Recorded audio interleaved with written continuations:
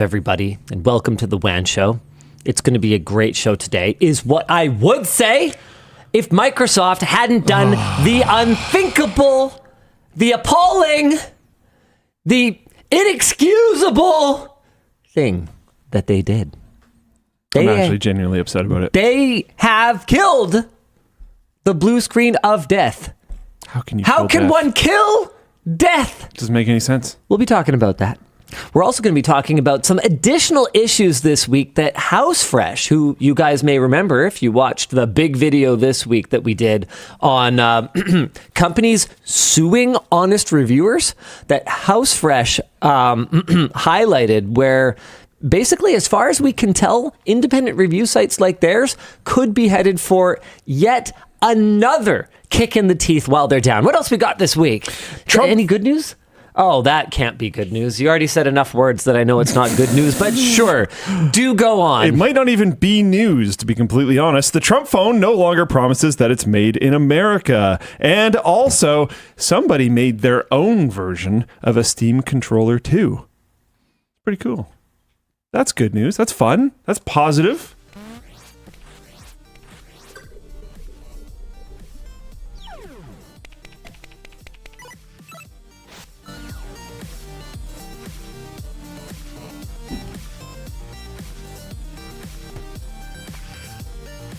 The show is brought to you today by, I did it a little early, Rove Lab, Proton, and Thorum. Of course, alongside our wrap partner, D-Brand, our laptop partner, Dell, and our chair partner, Secret Lab. Let's jump right into what is, of course, the big news this week. Microsoft has killed the BSOD and introduced the BSOD. That's right, after nearly 40 years of blue screens, except for that short period with Windows Vista, but nobody remembers that. Microsoft has decided that they want to, and this is a quote, improve clarity and provide better information on their kernel panic error screen. So gone is the blue screen of death, and in is the black screen of death, which will now list the stop code and the application that triggered it. But riddle me this, Mr. Luc Lafreniere. What, if anything, would have prevented Microsoft from putting that information on a blue screen? Yeah, they didn't have to make literally any changes other than just adding information that should have been there for the last entire amount of time. This is just dumb. I am actually more annoyed than I should be, but very annoyed. Well, I, for one, am actually pretty happy about at least part of this. The more information is good. Yeah, the more information is a huge plus. I mean, the number of times that I have encountered an error on a Windows-based system and had it just say, error at handling at 0x0x8322, and you Google it, and it's just like there's no information. It's like, brother, if you know what caused the crash, which you must because there's some kind of code that has to indicate something, tell me. And a lot of the time, I still remember the first time I fired up the reliability history and the what's the other one? So there's reliability monitor, and performance monitor has some reliability stuff in it as well. But the first time I fired up reliability history, and I was like, oh my God, it just tells you in plain text, this was caused by your NVIDIA driver. Thank you. Why wouldn't it just say that right on the crash screen where any user would know where to find it? Like that's a huge plus. I'm super down with the info, but like your take it. I just hate when companies take like everyone liked this. I mean, no one liked, getting a blue screen. No, but they liked that it was the blue screen. It was part of the culture. And you know what? Microsoft, I actually really loved when we went from the old blue screen of death. The little unhappy face was awesome. To the little unhappy face. I liked that they added the progress bar for dumping the error logs. Just add the info to this. And the funny thing is they actually like have always had some information about the error. So, and it's actually here as well. That's a really bad screenshot that we can't really like see, but there is information. They had a QR code. I don't really see the point of losing the iconic blue color. Yeah, just don't change the color. The rest of it's great. I have no issues. Like, please, yes, add more information. Fantastic. If the title was Microsoft upgrades the blue screen of death, it would have just been awesome. Yeah. It would have been great news. I mean, every time Microsoft has upgraded core operating system utilities, things like Task Manager. Yeah. I think Sweet. We've met those changes with extreme positivity. In fact, I was back on an older version. I forget what version of Windows I was on, but I was on an older version of Windows that doesn't have a lot of the new quality of life features of the current Task Manager. New Task Manager is way better. And I was like, man. Search, dude? This sucks. Search is like fantastic. What? Search in the Task Manager. On Windows? Oh, jeez. Oh, no. Only in the Task Manager. I thought you meant Windows search. No. I was like, brother, are you actually high? What are you talking It's not even about? April the 20th. Like, what are you even doing right now? No, yeah, just in Task Manager. Well, a really old Task Manager didn't have search. Oh, yeah, no, for sure. Yeah, Luke rage baiting. 100%. I wasn't trying to. Okay, our discussion question, and I want to get into this because I actually think that our writing team is onto something here. Please read entire question before reading. Please read entire question before reading. Please read entire question before reading. These are my instructions, so I'm going to ignore them. Microsoft seems scared of their own janky legacy. Before reading aloud. When we were working on the They missed one word. When we were working on the Altair Sleeper build, the brand asked us not to use Clippy in it because of Clippy's kind of controversial history. But the thing that Microsoft, or at least the thing you got to understand, Microsoft, huge company. So there's going to be people at Microsoft that totally get it, all the way to people at Microsoft who don't get it at all. And most people are going to land somewhere in between. So the particular person we were talking with, who I think actually worked for an agency for Microsoft, not even Microsoft directly, tried to talk us out of putting Clippy in that Altair build. But the thing that they didn't seem to be attuned to is that culture moves a little bit faster than corporate policy, and people actually like Clippy now. Clippy is like... People like the prequels now. Kitschy and retro. Like, if Microsoft made like a desk ornament, giant paper clip with googly eyes and a smile that you could just have as like decor in your home office or whatever, people would legitimately buy that. Like if they did a limited edition Clippy statue. Clippy holds a special place. Dude. Yeah, of course. Dude, would you consider like you know those little vinyl figurines, like little collectible vinyl figurines? Sure. You don't buy anything, but put yourself in the mindset of someone who buys a thing. Elijah. Okay, sure. Would you? Okay, but can't be Elijah because he's too young to remember any of this stuff. Remember the little dog in the Windows XP search that would like go get things for you and stuff? Yeah. Would you buy like vinyl figures of the various XP like search mascots and stuff like that? Okay, like, so no, how because collectible would that be? As we've established, I don't really buy stuff, but if they're like, we did a long time ago, we had like a desk budget. Yeah. If I had a desk budget, absolutely. I would buy that for my work desk for sure. The dog, the wizard. The little dog. Get the wizard. The little dog, the wizard, and Clippy as like a trio would go so hard. That would be so cool. I was reminiscing about the install wizard like last week. It used to be awesome. So do you think this is part of the same kind of, I don't know what it is, discomfort with sort of troubled parts of your history that we encountered when they didn't want us to have Clippy in the video? By the way, we drew a line. We were like, there were a couple of things that they were not brand safe enough for them. And we were like, we figured we probably weren't going to get away with that. And we pulled it out. But they wanted Clippy gone. We said, no! Clippy stays. And we were 100% right. Like the audience freaking loved it. So that was really cool. Microsoft was actually shockingly easy to work with on that. Like every brand, guys, you got to understand. Every brand has their like weird sensitivities and of course, so do we. Their history and their policies and all that. So yeah, 100%. What was I had a long conversation earlier this week with Bridget and Sarah from Creator Warehouse, and we were kind of talking about, you know, what do we envision as the brand for CW?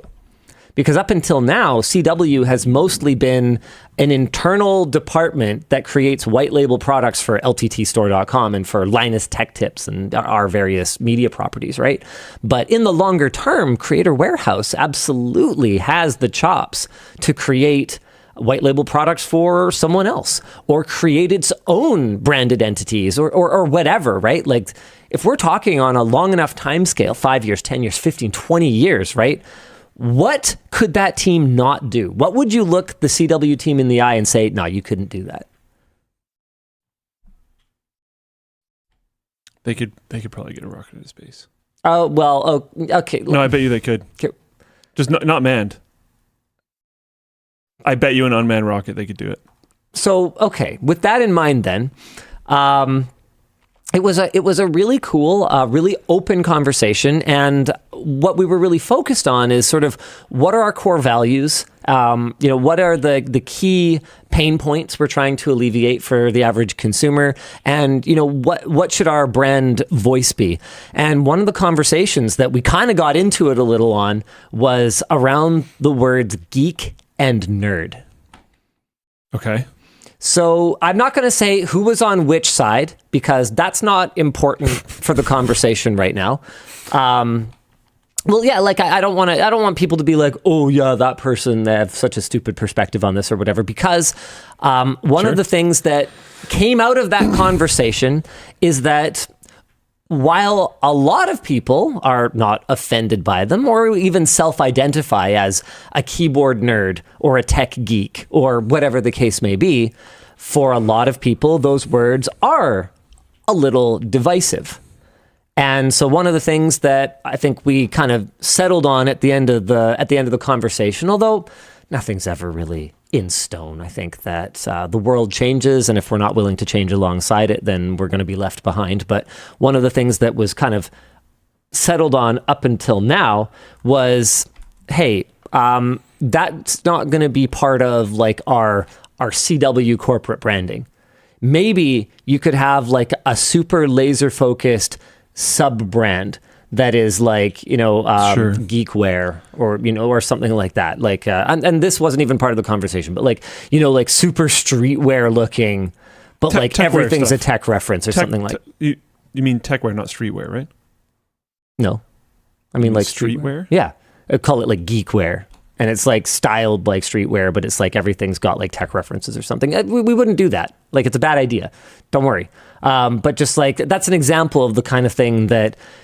I think we could be comfortable using a word like... Oh, I like that. Like geek for... Textiles? Textiles. Okay, anyway. But like spelled T-E-C-H? The point is that we... It's pretty good. Frank Reynolds in chat. It's not me. It's good, though. The point is that every brand has their own kind of like sensitivities. And one of the things that, not everyone necessarily realized is that those words can be really divisive for people. And sometimes I think I think it's easy to project our own feelings on things. So, for us, we're sitting here going, oh yeah, the blue screen of death is like cool. But that doesn't change the fact that for a lot of people working at Microsoft, the blue screen of death could be like a really negative part of their job. If that's something that they are dealing with basically constantly is partners, customers, their own internal support agents, just constantly talking about how much they hate this thing because of the negativity associated with it. Like it's an emotional connection. Every time you see a blue screen of death, something bad happened. I'm not saying I agree. I think that it's also equally an iconic part of Microsoft's brand. Even the acronym is still the same. Yeah. Yeah. Like, they're not getting away from anything. They just made it boring. Yeah. So our question is, how do brands navigate the nostalgia for their rocky past while successfully branding for a modern audience? Embracing failures practically always wins. I think the smiley face was a huge win. I think there are Smiley face was an amazing win. I think there are ways that they could make it even friendlier. Like, I think if you had, like, you know, a rotating kind of, okay, like, you know how Microsoft has those automatically rotating wallpapers for your lock screen? Yep. Like, you can just tell it, like, I don't know, you pick a lock screen, you know, wallpaper for me or whatever. Like, I think if every blue screen looked a little different like that, that'd be kind of cool. Like, that'd be a way, I'm just saying, that's a way to modernize it. Sure. I mean, if you don't agree, I'm open to it. Just being friendlier in general with it. Like, what do I have, like, a section that literally just says, what do I do now? Yeah. And then it details, like, some next steps that you could take, something like that. Yeah, there's a bunch of ways they could make it better. Just being like, oh, we're going to hue shift it to black is not one of them. And you know what doesn't make the Trump phone better? It not actually being made in America. The Trump Organization launched a phone and wireless carrier last week with the somewhat not that credible claim that the phone was made in America. Many people, rightly, were highly skeptical of this Made in America claim, and now the website has removed any mention of that specific claim and replaced it with other things. So here, let's go ahead and let's make our way to the phone and see if we can find some of the differences here. Okay, no. Proudly American. Is it weird to you that they have a period after premium performance, but no period after proudly American? I mean, nothing's really... How do you narrow down the things that are random and weird about a page like this?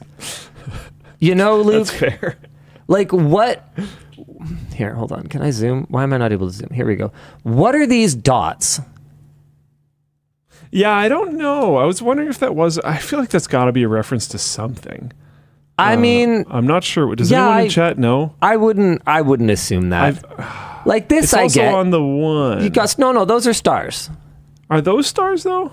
I mean, they're certainly not aligned in any meaningful way, whereas, like, this seems like it's got the original similar, 14 states. Yeah, I thought it... Is that what this is? Something. Is there 1, 14 2, 3, dots? 4, 5, 6, 7, 8, 9, 10, 11, 12... Wait, hold on. 13, 14. 1, 2, 3, 4, 5, 6, 7, 8, 9, 10... Oh, okay, original 14 states. Okay, that's something.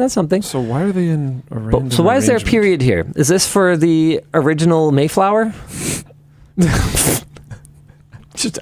I'm just asking. I'm just wondering. Okay, so what kind of wording do we have now? Proudly American, designed with American values in mind. American proud design. That is the biggest load 13. of horse shit that I think that I have ever seen on a product page. But the 13 state stars, all the flags, they're in a circle. They're not like in a random scattered arrangement. What is the reference where they're all just like... I don't know. Luke, I'm over it at this point. I really don't think it matters that much. Okay.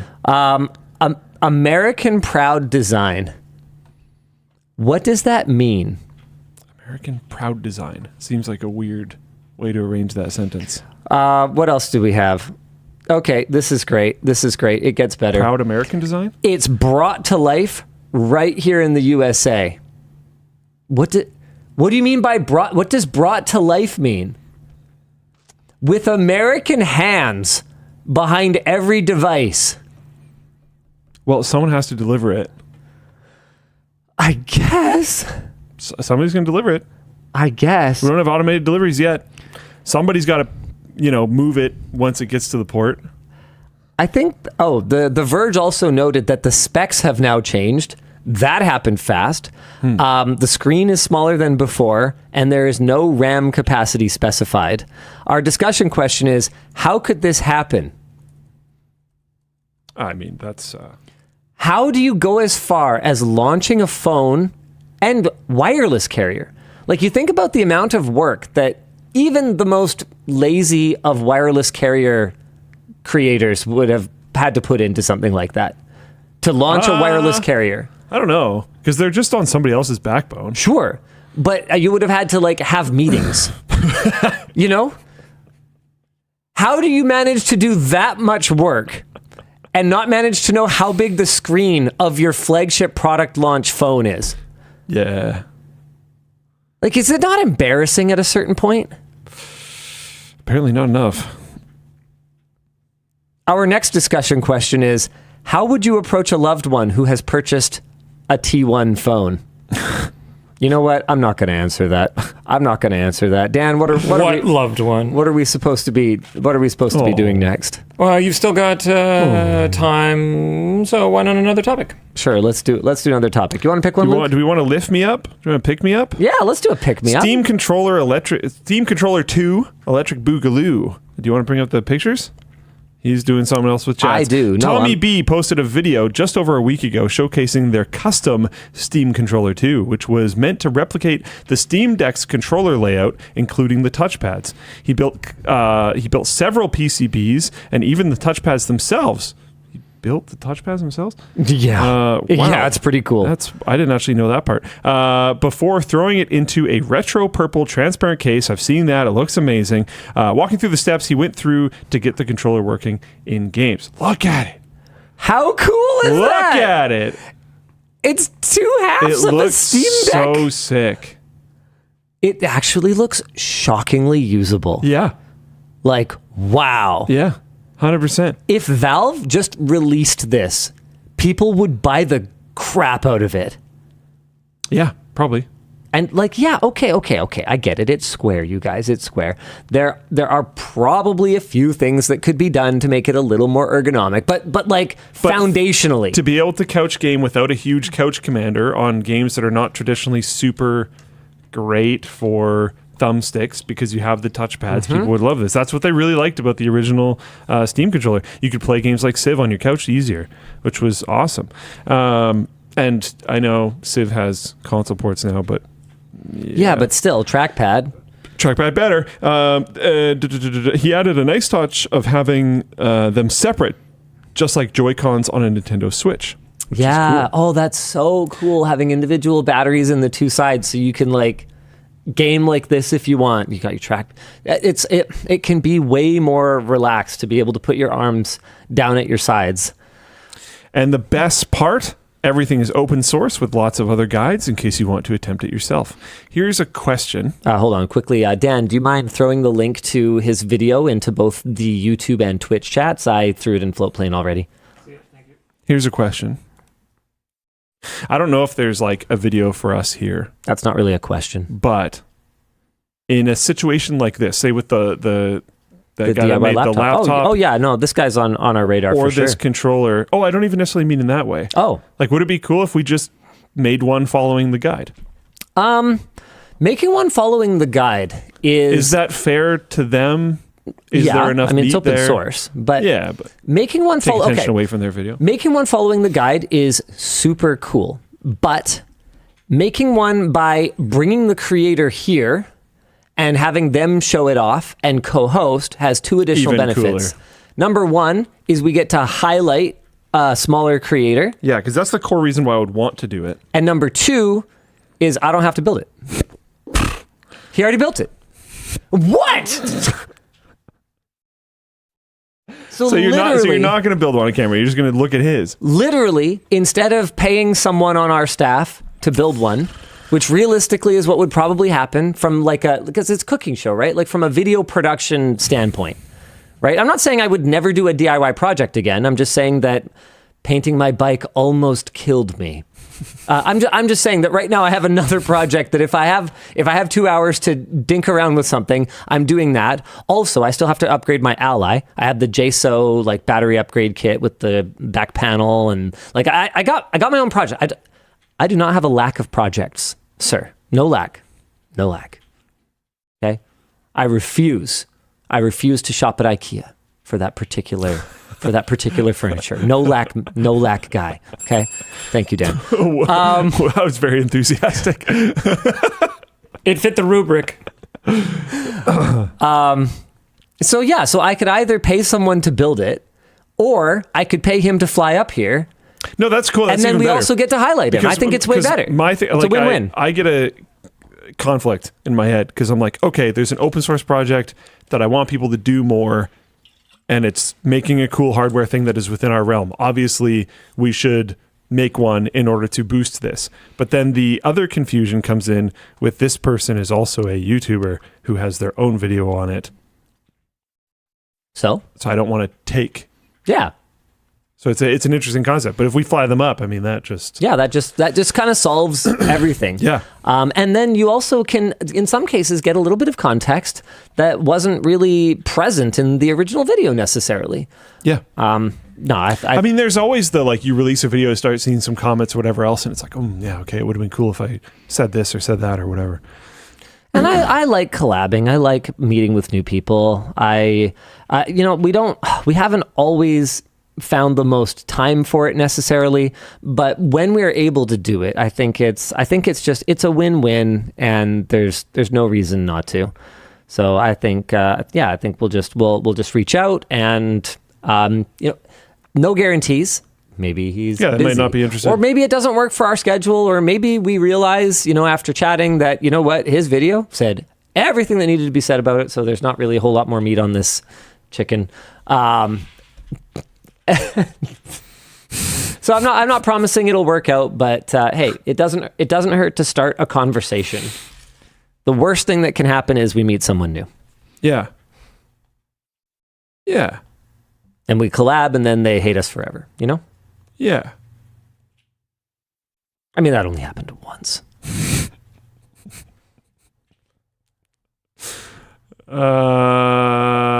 New topic or what? Yes? Sure, you got 13 minutes left. We can talk about another one. Riot Games Esports sponsored by sports betting. I thought you were picking pick-me-up topics. Is there any more in the doc? I think so. You get like one a month. Yeah, the RTX 5050 is coming out. That's a pick-me-up? Well, it's Why? a pickup for the... Take your time.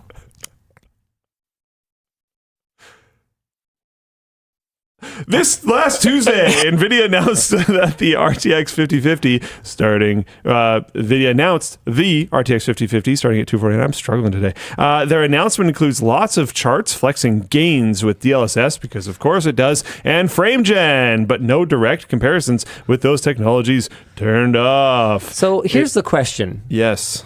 Has NVIDIA learned nothing? I think they learned a lot, actually. I think they learned that marketing with DLSS and frame gen on works. Yeah. I think they learned a ton. I think the community taught them very well. Very effectively.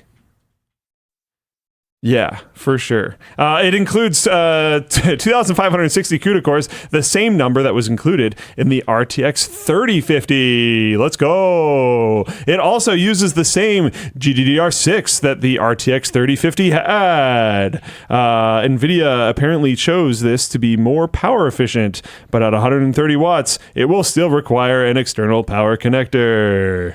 That's weird. I hosted TechLinked today, and there was a bit of a conflicting story there. Oh. It uses GDDR7 in the mobile variant, which was apparently chosen for its better efficiency, and uses GDDR6 on the desktop variant because, I guess, who cares about efficiency? You're running a desktop. Was the version of things that I heard. Oh. So basically. Man, how can we? Oh man, wait. Oh man, I missed this part when you were reading through the thing. It actually has the same number of CUDA cores as the 3050. Says so in the doc. That is actually embarrassing. Yeah. So it's like a juiced 3050, but with like more AI. Yeah.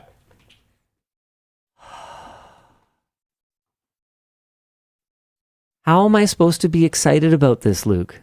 You're not. Let's go. Okay, our discussion question How much does it use 3050? Is what GPU would you buy for $250? So here, let's head over to, I don't even know. I always default to Newegg because I'm not actually American, so I don't actually shop at American stores. And Newegg was just kind of the go-to for so many years. But where do you guys actually shop now? Because Newegg seems to kind of suck now. I'm a little scared. I was just going to say Amazon. Oh, the first answer was Amazon. Okay, there it is. And the second answer was Amazon. Newegg, Best Buy, Amazon, Micro Center, PC Part Picker is not a store, eBay, Apple. Okay, you guys are just trolling. The Micro Center people came in strong, but they also came in late. The Apple responders are faster, which is concerning. Oh, it's probably that Apple we should silicon. benchmark our fans. Do human benchmark, but for people that are fans of different things, and just see who the better fan bases are. This is not dingable. Do human benchmark right now? of NVIDIA fans versus AMD fans versus Intel fans, and see who the best fans are. What about the AIO fans? No, stop. Okay, that's a That ding. gets a ding. That's a a ding. joke I thought you were making. I don't get to ding myself. No, Luke. No, you have That to is a ding it. privilege for Linus and you. No, you have to ding it. I get the sad ding. Oh, you just muted it and then dinged it? Yeah. That's rude. That was awful. That was rude. so deeply That was rude unsatisfying. to the audience. There you go. There you go. Good job. Just abusing the dumb. So what would I buy for $250? I mean, realistically, the Arc B580 is the only reasonable choice. It's not $250, unfortunately, but it is $250 MSRP, which means realistically, the 5050 is probably going to come in at around a similar price. This thing is just such a winner. As long as you have a PCI Express Gen 4 motherboard, so you're not stuck at 8 lanes at Gen 3 speed. And it's been a hot minute, but we did do videos on how to make a little bit more cash. You can legitimately go mow some lawns. You are and make that gap not up. seriously referring to the blueberry selling video, are you? No, we did too. It was part of the same series. Yeah. Linus Summer Job. Is that what we called it? Oh there, my mow lawns. God. Yeah, there mow they lawns are. by laptop. There they are. We did Summer this. Job mowing lawns. Can you earn a laptop? Summer Job selling berries. Laptop or bust, episode 2. Man, 800,000 views. Dude, the mowing lawns one did okay. It actually did kind of okay. I mean, for something 8 years ago, it has Whose not. idea was this? It was me, I think. Oh, I like it. Dude, we had little branded shirts. I know. I wish I still had my shirts from this series. Mow grass, mow problems. It was so good, dude. It was so good. Why is this the most replayed part? Okay. Because people are coming back from the People ad. are skipping the sponsor spot, Yeah, I think. Yeah, of course. Okay, but what happened here? Is this the yard that they finally agreed to let me What? Okay, mow? what was that thumbnail? I don't know, dude. What a weird video. Going door to door, man. That part sucked. That part is terrible. Hopefully you know some people in your neighborhood. That'll make it a little less weird. Mm-hmm. Dude, door to door sales is an amazing way what is that? Where did that come to from? acclimate to rejection. No, it was what someone at the door said. I can't come to the door, I'm naked. Got it. Wild. I also found like I legitimately did this when I was a kid. I find it's a lot less awkward. I don't know why. What, door to door sales? If you're trying to like door to door sales, like, can I mow your lawn? And you're like 12. Oh yeah. Oh, dude, it's so easy. Dude, Not only, people Okay. like want to do it. being a little girl is like OP. Okay, my daughters got like fundraiser chocolate bars. Okay, they got fundraiser chocolate bars. Okay. When I was a kid,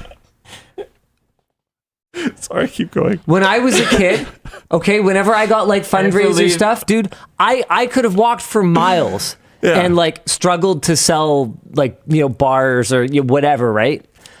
Dude, we walked like 1 block and they blew through like 30 chocolate bars. Like every house bought like 2 or 3. I was like, this is ridiculous. All you have to do to kill it as a door-to-door salesman is be a little girl. Yeah. And they have ways these days.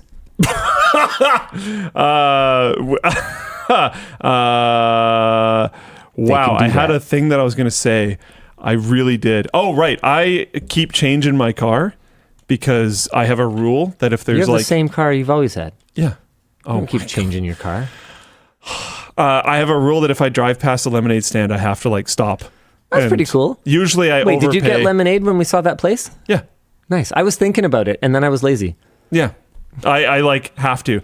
Fairly recently, I was driving around with Emma and we saw a lemonade stand and we were not in my car. We were in her car and there was no change and no cash. There was no way to like buy the lemonade and it like actually genuinely ruined my day. I'm not even kidding. Because I remember sitting on the corner with Rich, my brother, trying to sell lemonade when we were like 10 because we were trying to save up for a SNES. And I remember people driving by and thinking like, man. And then there was, I think I've even told you this story. There was one dude, and I think it was like a Jeep or something with his girlfriend. And he stopped by and was just like super cool. Just like, sup guys? Like, he's telling him, yeah. And he gave us like way more money than made sense for the lemonade. We gave him extra lemonade and he was just like, see ya, and took off. And I was like, I want to be that guy. That's pretty cool. That's who I want to be. That's so very cool. I have paid his coolness forward and will ideally do so forever. I like it. Yeah. I like it. I respect it. Yeah. So what were we talking about? Overpriced graphics cards? Yes. Dan, what's next? Help us out here because we've Please save us. we've drifted. Thank you. Okay. Do the other thing if you can even explain properly. Oh, merch messages. Just stop talking to me. Merch messages. Boys, it's a good week to send a merch message. 3 years. Here we go. It's finally ready. 3 years and countless revisions later, it's finally here. I want one so bad. Let's watch the video. We're going to watch the video. Are you ready for the video? I'm ready for the video. I'm ready to This relive my old screwdriver memories took with 3 a... years to Oh, develop wait, what just and happened? took 3 more years to make it transparent. No, start over. I missed the beginning. Okay. Transparent. Oh, This screwdriver took 3 years to develop, and it took 3 more years to make it transparent. Cool shot. So good. We always knew we wanted a transparent, so we started working on it at the same time as the original. But one problem: the plastic we used for the original cannot be clear. So we had to find a new plastic to make the transparent screwdriver with. And we did. Fortunately, it was around the same time we were having ratchet issues after switching manufacturers. It helped us peer inside the mechanism and diagnose the root cause of the issues we were having. But it was brittle as So it was back to the drawing board. And this is where we stumbled on Triton, a plastic used by some of the world's most popular water bottles. And while more durable, it does present its own set of challenges. It would harden the mold way faster than we would like, and this leads to massive imperfections in the plastic. This also meant that part ejection was a flippin' nightmare. Parts would not come off of our molds without cracking, damaging, or flying off into freaking outer space. And because of the difference in thickness between the top and bottom of our handle, any handle made with this plastic would have weld lines all over it. Not only did we have to make the plastic flow faster into the mold by expanding the entry points, we had to change the end cap mold and make the flow more even from top to bottom of the handle. We didn't want to just make new molds. That costs hundreds of thousands of dollars. But with a little bit of SolidWorks and a few modifications to our molds, we could do it for a lot less. All we have to do is replace these parts and we're ready to make a transparent screwdriver. It may be clear now, but getting here was anything but. And I'm excited to finally get this into your hands. LTTStore.com. Hell yeah. That was cool. Yeah, they did a great job of that. And everything Kyle said was right. Man, there were multiple times when we thought, you know what, forget it. This just isn't worth it. Like, how can it be this much bloody work just to, fire a different plastic into a stupid hunk of metal thing to make the bloody shape? And if we weren't so obsessive about things like those weld lines, we could have been done ages ago. They didn't actually impact the structural rigidity of the screwdriver or anything like that. Didn't look Well, what they looked like Perfect. Was a scratch. An imperfection, yeah. Or a crack. Yeah. And if anybody got this thing and it had a crack in it, they'd be like, I already have a butt. I don't need more things with cracks in them. No, that's not. Don't even. It's not worth it. That does not get dinged. Question. There's been a few of these questions in Floatplane chat. Yeah, for sure. Hit me. So we figured out the material, Triton. Yep. It's clear. Fantastic. I love it. I want one. Purple? Clear purple? There's no point hiding the fact that obviously we thought of that, Yeah. right? Like, obviously. You kind of have to. There's, I mean, look, we had come up with the SNES, the retro driver, as well as the Noctua editions before anyone ever suggested them publicly. Yeah. And those were not the only things that we came up with in our brainstorming sessions. And one of the ones that we obviously thought of was throwback N64 clear transparent plastic colors. Yeah, I think they call it atomic purple. You could call it legally distinct, like nuclear purple. So look, I'm not going to deny that we've thought of it. And now that we have a clear plastic base, I'm not going to deny that the chances that such a thing could exist are higher than they were before we had a working clear plastic. This would have to sell decently well. However, blah, blah, blah. well, okay, that, but Yeah. I hadn't even gotten there yet. Sure. So this has to be a commercial success before you see any more clear colors. And number two is that once you add the dye, you can change the flow characteristics again. Yeah.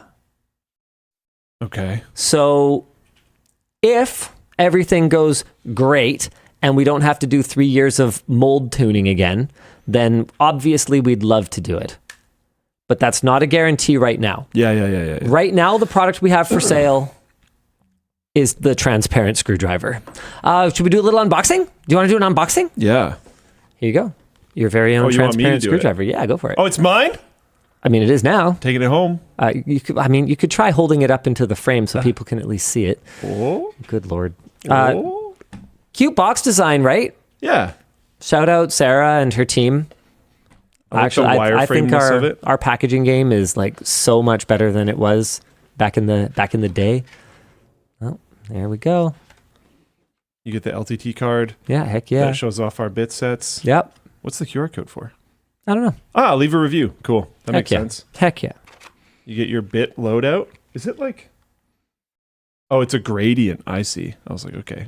Yes, and you can actually like see through it too, which is pretty cool. There's not like... I mean, the box is cool and stuff, but it's sort of right there. Yeah, I mean, look, personally, I've always been pretty minimalist when it comes to packaging. Yeah. I don't like spending a ton of money on something that people are going to immediately throw away. But the team is always kind of pushing back on me for, hey, presentation matters. And I think we've found a good middle ground. There's no waste in there. Yeah. All of that is recyclable. Yeah. And I think it looks great. I think they do a really great job of the presentation of the product when you open the box. Absolutely love it. I do like that it's like very... Like if I put it all back in here, it's just right there. It's just right there. No, they do a really great job. Anyway, it's available now at lmg.gg/transparent screwdriver. Dan, I know I mentioned this, I think last week or whenever the last time we looked at it was, but being able to look like that at the bits that are inside is actually awesome. Hold on. Luke Cam. I like it so that I know if buddy. there's any missing. Exactly. I mean, It's for Sony reasons. super So you can useful. know whether This- to be triggered or not. This had another Yeah. bit set in it. We have a bunch of different bit sets. You might have more than just one that fits in the screwdriver. Being able to check, is that one that I'm looking for in here is kind of nice without popping it out every time, even though that's kind of fun in its own right. But Yeah, no, they absolutely killed it on this thing. I'm so excited to finally bring this to market because we've had, like Kyle said, we've had transparent screwdrivers since before we launched the original screwdriver. Yeah. But they were just made of a plastic that was so brittle that we couldn't launch it. And like he said, that it was with the transparent selector rings that we were actually able to diagnose the issues we had with the ratchets that were delaying the launch of the solid color screwdriver. So transparent was beneficial to us both in terms of the coolness factor and in terms of the legitimate aid that it gave us in our product development. It is. Can we get close enough that people can see that? I don't know. Tis You'd have to be like. Tis a legitimately good very question close. indeed. Actually, here, you know what? Yes, we can, but I'll have to get up and you'll have to talk through it. No, Dan, I'll need focus. Focus. Oh, lordy. Oh, here. Okay, so it's pretty dark. So are you showing it changing with the selector switch or whatever? Oh yeah, you can't really see it super well. In person, you can see it very clearly. But like when you rotate it back and forth to either make it so that it's twist right or twist left or neutral, where it's fixed and it's not really ratcheting anymore, you can see the selector switch change for that. Again, due to our lighting and the camera setup, you can't really... I mean, you've got like the blank white bit showing right now. No, that's not blank. That's the little spring-loaded dude that gives it the feel. Okay, so yeah, he's showing the like haptic feedback of changing the switch right there. There's a little metal spring-loaded thing that you can feel. Now, this is the part you really can't see that well. The rocker. But that's the rocker, so when you change it to twist left or turn or twist right or the neutral position, you can see it turning. There we go. Yeah. So you can see like a paddle in there kind of flipping to either side. So, and then there's also the function that one serves is that's the reverse mechanism. So one of the things that we modified in our ratchet, one of the things that LTT screwdriver haters love to say is that it's just a Mega Pro screwdriver. Yeah. It's not. Their ratchet goes the other way.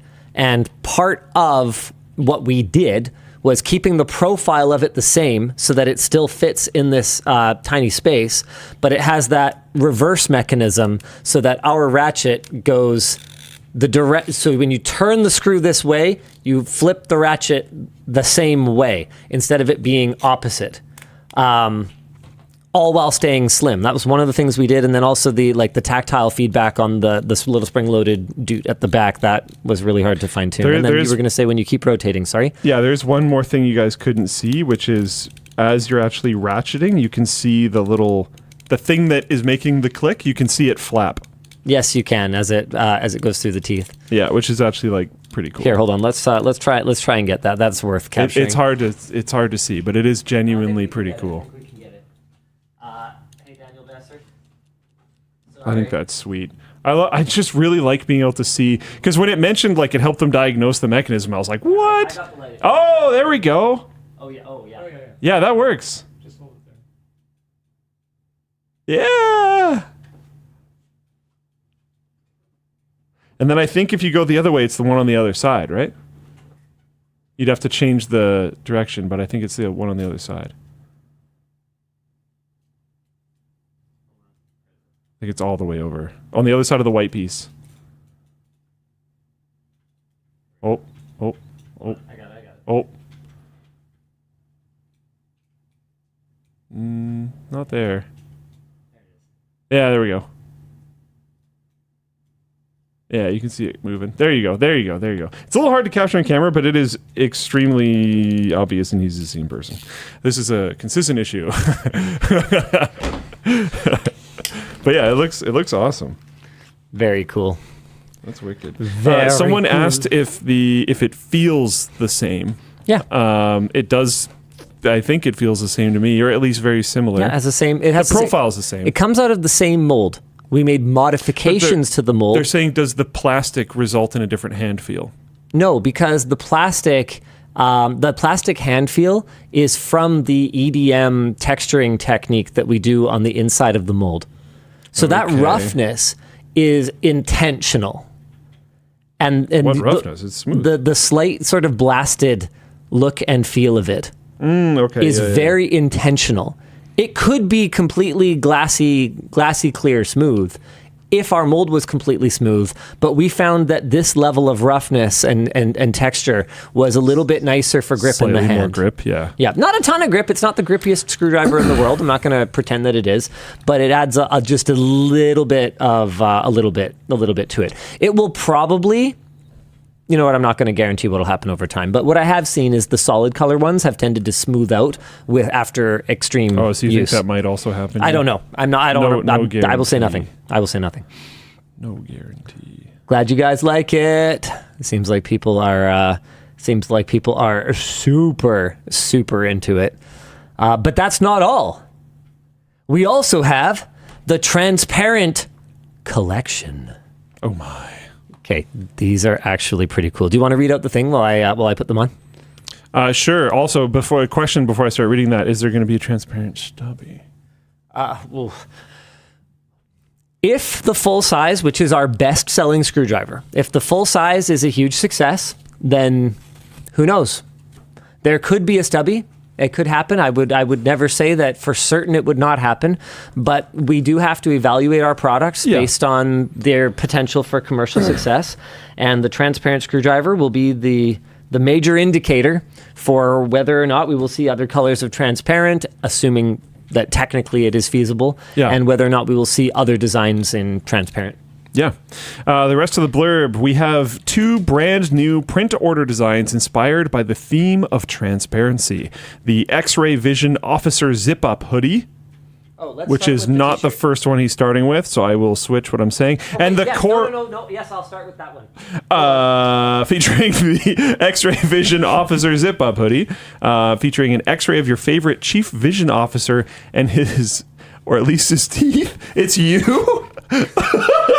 Taken directly from where we got his wisdom teeth pulled, improved with $3,500 worth of headgear. I saw it on set before we got here. I didn't realize it was your head. You can see. Hold on. Yeah, what is the $3,500 for the head? Is that a VR headset? It's an Apple Vision Pro. Oh. That's funny. So we CT scanned the Apple Vision Pro. I should have seen the earrings. I see it now. There's the earrings right here. Ah, man, I get it now. And then those are my actual dental scans. It's funny because I had the idea when I was... This company is so weird. I had the idea when I was chatting with Lisa, who wanted to do like this kind of cool... Ever since we got the CT scanner, we were like, we should do something with clear something, right? And so she had the idea of doing it's like a kind of cool skull tech something design, and it was at the last minute. I think we'd already kind of approved it, and I was like, "Yo, Lisa, super weird, but if you guys called my dentist, do you think they'd just give you my X-ray scans and then could you put that into the, because obviously that's not my skull head case or whatever, right? So it's it's a skull image, but the dental records and the bits that are me are inserted into it. So those are my teeth. Oh, that's funny. Which is flipping wild. I can't believe my dentist. Wait, it's not your head case? No, we don't have a clean scan of the top of my skull, because they don't take pictures of that when you go to the dentist. Earrings show up in the dentist They scan? do. Oh, yeah, because it's this area whole here, area. But they don't have up here. There'd be no reason for them to blast my brain with X-rays. Yeah. Narcissist button for what? I don't know. It doesn't matter. I don't know. Anyway, there's more. We also have and the core memory T-shirt featuring a different angle of that X-ray and upgraded with more core. Okay, don't mind that the print quality is kind of faded on this. It'll be like this one.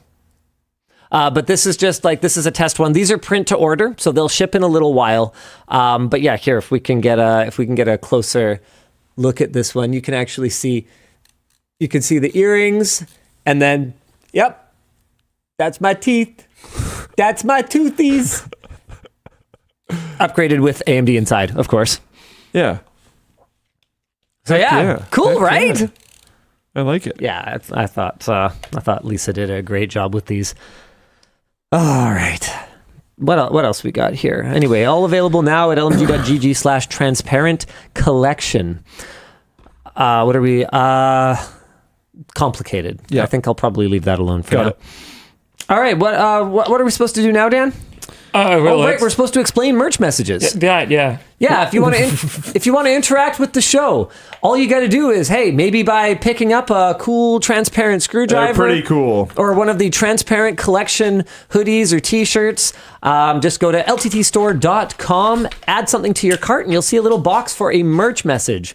We think merch messages are the best flippin' way to interact with the show, because unlike a Twitch boot or super chat or whatever, you can throw money at your screen with a merch message, and even if we don't get to your message, hey, you'll get high quality merchandise in return. A kick chair. A kick chair. A kick A Twitch boot. And sorry, what are we talking about? Anyway, the point is that... Sorry, that's a bit of a reference to the pre-show. Or wait, I don't even think that was on the pre-show. I think that was pre-show. No, that was just our pre-show. conversation that we had privately. Anyway, the point is, leave a merch message in the cart and it will go to producer Dan, who will... Oh my God, no one's helping you. What was that? Who will reply to your message, or will forward it to someone internally who can help you, or might even curate it for me and Luke to respond to on the show. Somebody linked me this. We have a video of it.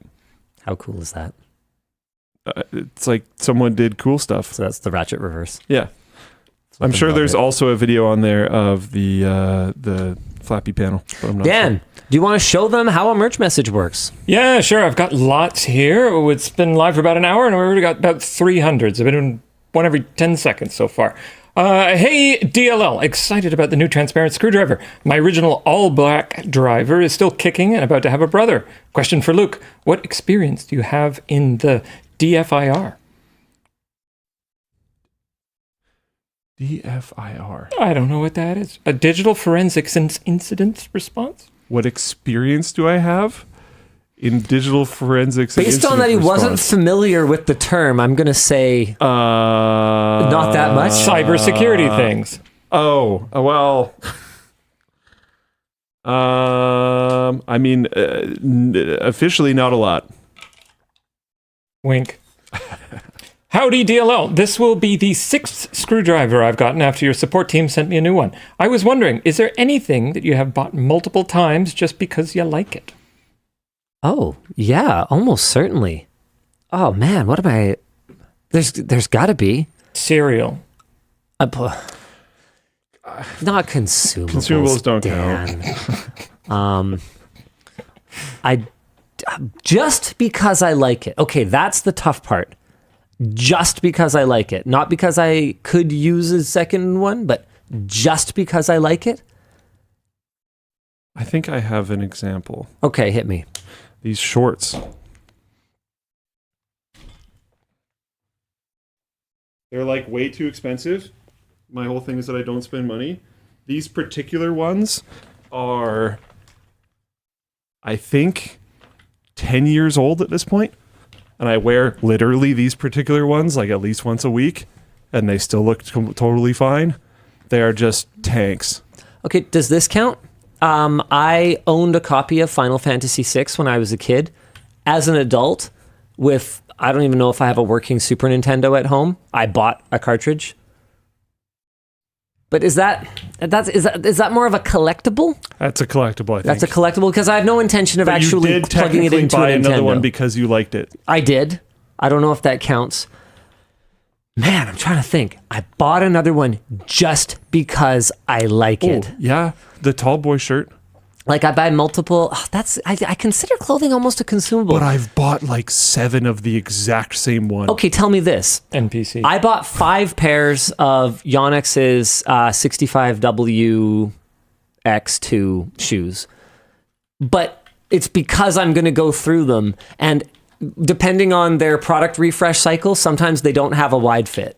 So I just stocked up on them. Does that count as buying more because I like them? I think the problem with my shorts, your shoes, my shoes, we're treating a thing that isn't generally seen as a consumable. We like it so much that we're... Oh, badminton renewing shoes it. are very consumable. Yeah. Because of the strain from all the lunging. Like, dude, yeah, that makes sense. I should show you what that the insides of my badminton shoes look like. They get scuffed. Like on the inside. The bottoms are fine because you're playing on like a rubber court surface. Is there an surface. example of something that wouldn't wear out? That I bought another one just because I like it. Man. It doesn't wear out. It's not consumed. Yeah. Like I'd buy one of something just because I like it. You know what? I own more Xbox controllers than I need just because I like them. Like I Is bought that for when people come over? Collectible? Not always. So I bought that one, the Project Scarlet one, that cool. was given out to the developers of the, I believe, the Xbox Series X. On topic, you have a transparent one that looks sick. I do. I saw it at your place the other day. I do. I really It looks like it. awesome. It's pretty cool. I kind of like immediately wanted one because I don't know, transparent stuff is cool, but it's yeah, I don't know. That might be on the collection side of things. With all this stick drift, people are saying Xbox controllers are kind of consumables. I can't even tell you you're wrong, brother. I can't even tell you you're wrong. No. Oh, lordy. Just because I like it. I feel like we're putting too many caveats on it. Well, their example was the screwdriver, which has a utility to it, but is not something that you would expect to like die. Yeah. Like, there's probably tools that I own more than one of, but I wouldn't say that it's ever happened just because I like it. But if you're going to get more than one of these, you would probably get different versions. And at that point, are you collecting? I think so. In that case, I think my Xbox controller counts. Yeah. Because this could conceivably wear out That like was an the Xbox direction I was controller going would. in. Yeah. It could be collectible like an Xbox controller would. But realistically, you can only game with one controller at a time. You can only screw with one screwdriver at a time. Well, unless you're inside out compression screwing. Yeah. Middle out. Middle out. That's right. I'm gonna go with Xbox controllers. It's really stupid, and I actually don't care that much. But I have a bit of a weak spot for cool game controllers. Xbox controllers. I also have that cool Spider-Man PS5 controller. I like the Gears of War Xbox controllers. I've always liked those. Yep. I'm not even that into Gears of War, but I really like the controllers. German says children. Yeah, I did like my children, so I got another one. Yeah, that happened. I don't buy them though. I don't buy them. There's other ways. He rents. It's Vancouver. We'll it's explain it to you. We'll explain it to you when you're older. It might be a little warm for me to wear a hoodie right now. Let's throw another one in here just because we have a couple. Dear Dinus, Duke, and Lan, I work in the defense industry working as a senior engineer trying to push teams to embrace new tech. What are your experiences you've had trying to modernize how people work? Luke, I knew Luke would have this reaction. What? You want to take this one? Yeah, I'm going to take it off a long walk off a short pier. Do you have any thoughts, Dan? I haven't thought in months. How is it trying to... Most of my brain is just whiskey. So Dan has been trying to... I picked the wrong month to stop huffing glue. At Linus Media Group Incorporated, we use Office 365, Google Workspace, Slack, Trello, Monday.com, Asana, Rike, Miro, Jotform, Google Forms, Google Calendar, Google Microsoft Sheets, Calendar, Google Drive, PowerPoint, OneDrive, raw Word documents. Some people use what's that thing called? There's Obsidian, and then there's also the other one that I don't remember the name of, and people use both of them. Notepad, anything you could possibly... Notion, there we go, thank you. People use anything you could possibly imagine that has a Trello, text input, Kanban board on it, and anything you could possibly imagine that has a text input, and anything you could possibly imagine that has a calendar. In my meeting with Sarah, who I am going to call out here pretty hard. Uh-oh. In my meeting with Sarah, she was taking meeting notes in Illustrator. That is so based. Luke, let's put that on our SOP. As a designer, that's kind of sick. It's vector based. Lossless notes. She'll never lose them. So Dan, through a series of events, ended up trying to unify a lot of that through another service. 15 Hey, standards. there's too many standards. Let's add another one called Airtable. And it went flawlessly. Yeah, okay. In fairness to the people who were being asked to modernize their workflows, No problems. Sometimes there might have been some issues with the workflows, and I'm not gonna attach blame to any particular party. I have personally found some bugs that maybe they could have been predicted, maybe they couldn't have. So I think that rolling out new workflows and new tools can be a challenge on tough. both sides. There are entire companies that you can come contract in for hundreds of thousands of maybe over $1 million to help you do to manage change. And it's tough. And some people do better with it and some people don't.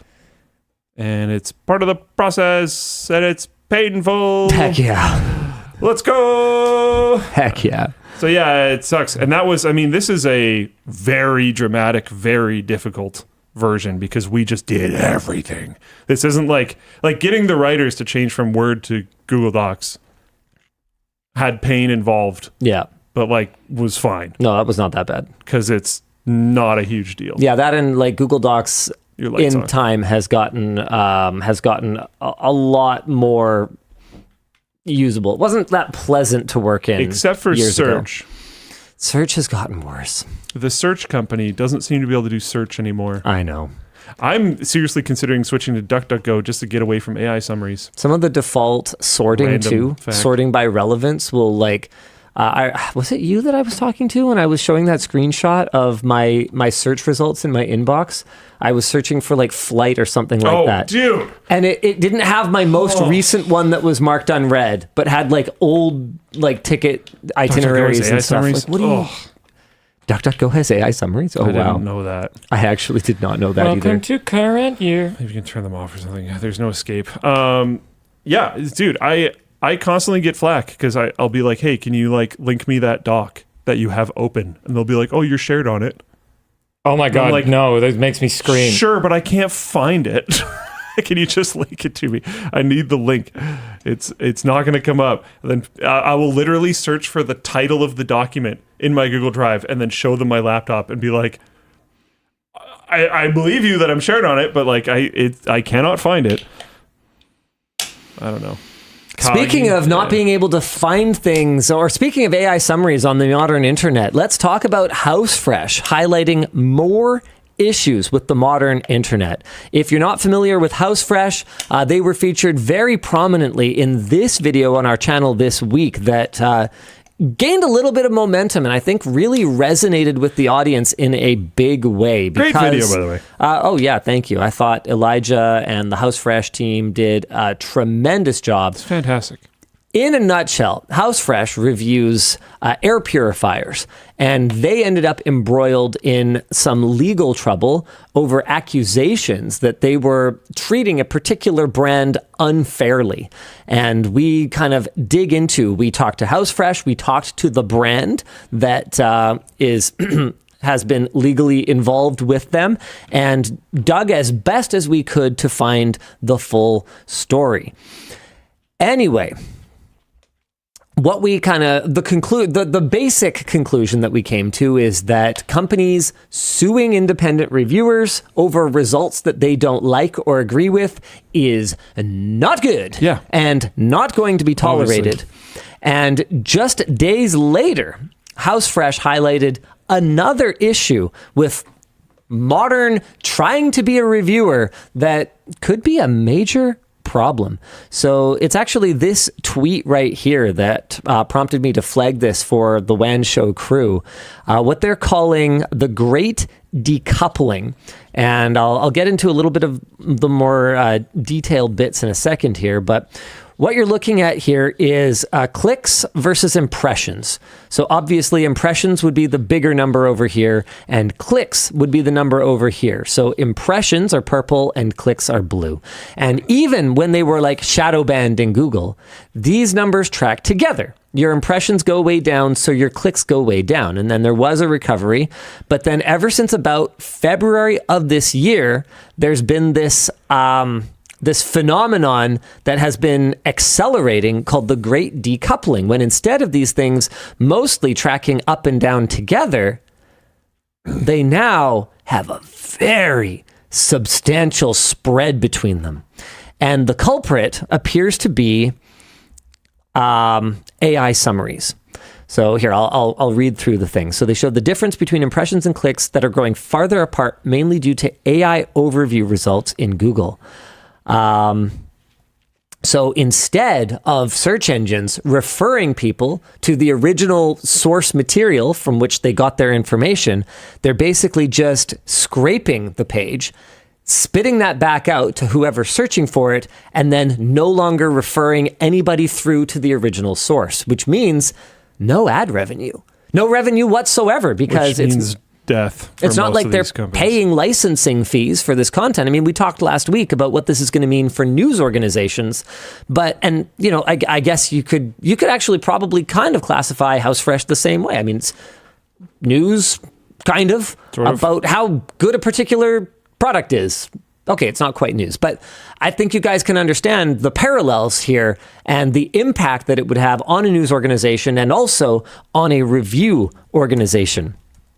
Our discussion question here is like, what do? What does someone like HouseFresh do? How do they survive when they're not getting clicked through? What would stop Google from taking the affiliate revenue even? Spitting out the AI summary, including affiliate links. Because that's how someone like a HouseFresh survives, is they objectively test as a particular device, and they say, hey, if you like what you saw, here's the affiliate link. That's how they make their money. There's a couple people in Floatplane chat saying, how do you know it's definitely the AI summaries having this effect? What else changed? And like, have you analyzed how you use the internet these days? Like, this is an extremely palpable change. I'm honestly surprised it hasn't caused more of an effect. Like, I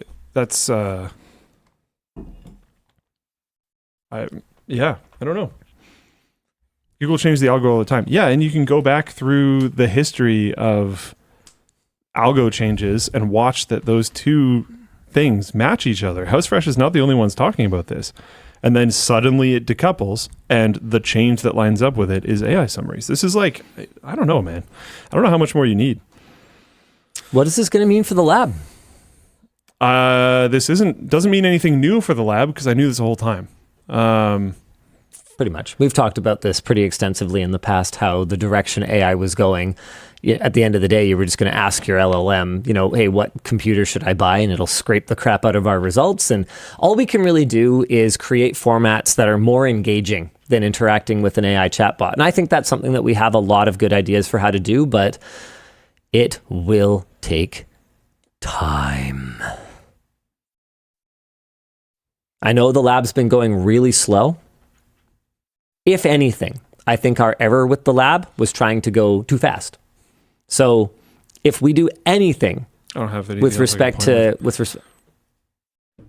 if we do anything around speed, it will be continue to slow down. Things have been pretty good. Things have been really good. It's not moving crazy fast, but like Linus said, that's by design. I know there was a post on the subreddit recently. I lost my actual official Reddit account. Really? Yeah. Why? I can log into it on Geodude. Like on your computer at home? Or your old computer? My old computer. But there's no way to recover the account.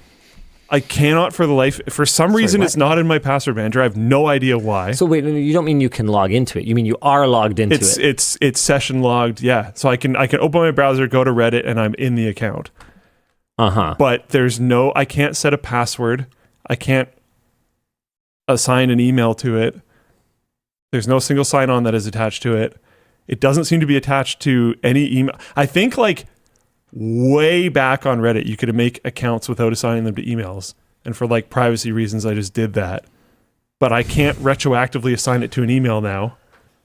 And I have no idea what the password is. It's not in my password manager. I have no idea what's going on there. So I need to make a new one. But I wanted to respond. We probably have a Reddit contact. We could probably get this sorted out. Yeah. But I wanted to respond to that thread, but couldn't. But anyways, there was a thread talking about how the labs is moving slow. And what I was going to essentially answer with is yes, absolutely. And I cannot promise it will move faster. I can probably promise it will continue to not move faster. But there is really cool plans. We're probably going to be making a video on it soon. Like we're doing a lot of stuff. We've been hiring a lot. Which is, I'm kind of like, if we make a video on this, there's going to be a bunch of blurry people. And I was thinking of just having like titles over their heads. Nice. So you can tell like what we're hiring and kind of what they're going to be doing, but it's a bunch of people that are technically still on probation. Like Sims with a little diamond above them. Yeah, and there's some cool stuff coming down the pipe too. It's been good. It's just speed is not really going to be the name of the game. Eventually, we want to get like when a vertical is up to speed, the output of reviews within that vertical ideally will be pretty high. But the speed of adding new verticals, especially, that is not going to speed up. Yeah, I'm very happy with where the lab's at right now. All right. Well, let's talk a little bit more about AI stuff. Oh, after we do our sponsors. Okay. Dang it. This topic. Wait, we didn't even finish the announcements. We'll get to them. This topic transitions so well into the next topic I wanted to do. Okay. So you and I have kind of seen it coming for a long time that AI is just going to be scraping every website and is going to be just making that content its own. Oh. If anything, it looks like if legal precedent is what I understand it to be, that's going to get easier for AI companies. A federal judge in California has ruled that using copyrighted books to train AI models is fair use, as long as you purchased them. But pirated books, those are still off limits. The decision sided with Anthropic, stating that transforming legally bought physical books into digital formats for AI training is spectacularly transformative and therefore qualifies as fair use. Fair use here was upheld even though the entire book was copied because the AI model doesn't reproduce the book's contents or, and this is where I kind of go, or compete with the original work. Yeah, that second part doesn't seem legitimate or true at all. Another key part of the ruling is that converting a legally bought print book into a digital file, even just for saving space or searchability, is itself considered a transformative fair use. That's interesting. That's very interesting to me because every time I ever opened a book, it said something reproducing this in any form und any form is prohibited by law. Yeah. The judge emphasized that this print to digital conversion is separate from broader LLM training and qualifies as fair use for its own reasons. Shall we allow that to sink in for a moment? It's very interesting. Our discussion question here is a couple of hypothetical scenarios that I kind of came up with as I was reading this when I was going through topics for WAN today. If making a digital copy of a book you bought is fair use, could this apply to backing up Blu-rays then? So that I can watch them on my Plex on whatever screen and whatever codec that I deem most convenient for myself. But my understanding is that in certain jurisdictions, that is in fact not allowed. Because just like with a book, when you buy a movie, you are not in fact buying the movie. You do not own the movie. You are buying a license for which that disc is a physical key to use that media in the way that it is licensed for. Like for instance, and you can not like this and you cannot agree with it, and that's totally your thing. Go for it. You cannot like it, but when you buy a Blu-ray at Willow Video, you're not allowed to like host a public event in a public space and exhibit that Blu-ray. You're not allowed to rent a little commercial property, set up a big, buy Hisense's 110-inch TV, put it in the front, get some folding chairs, and make a little theater, and then charge people admission to see it. You do not own a commercial license to that work. So to me, unless you are buying a commercial license for the book, I don't see how those two things can both be true, if that makes sense. Yeah. I'm not saying one is right or one is wrong even. I have my opinions, but what I am saying is that those two things cannot coexist. A movie, a work of creative art, being licensed only for personal use and not for reproduction or public display, and a book that is licensed only for personal use and not for reproduction or public display, should not have such dramatically different rules applied to them. Somebody needs to do some prompt engineering and get it to output the entire book. Obviously not at once, it won't do that. But if you could get it to output the entire book, like paragraph by paragraph, and then prove the output, I feel like you could dunk this. So I had another hypothetical question here. So if you were gonna, so my understanding is a big part of the argument from the judge is that it doesn't output the entire book, like you said. But here's the thing: even if it only output pieces of the book, so it's still ingesting it for commercial use and reselling it.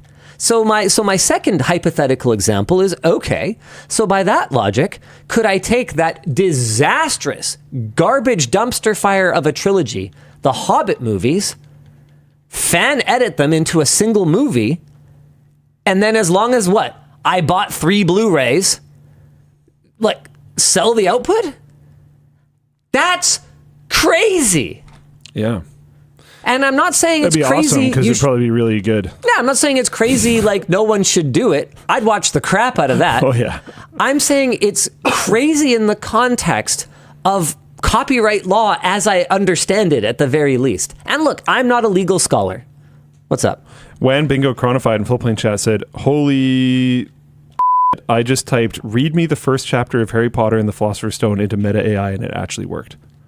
So yeah, get it to output the whole book over time, log the outputs, and Disney will love that. let's blow some stuff up. Dude, that's wild.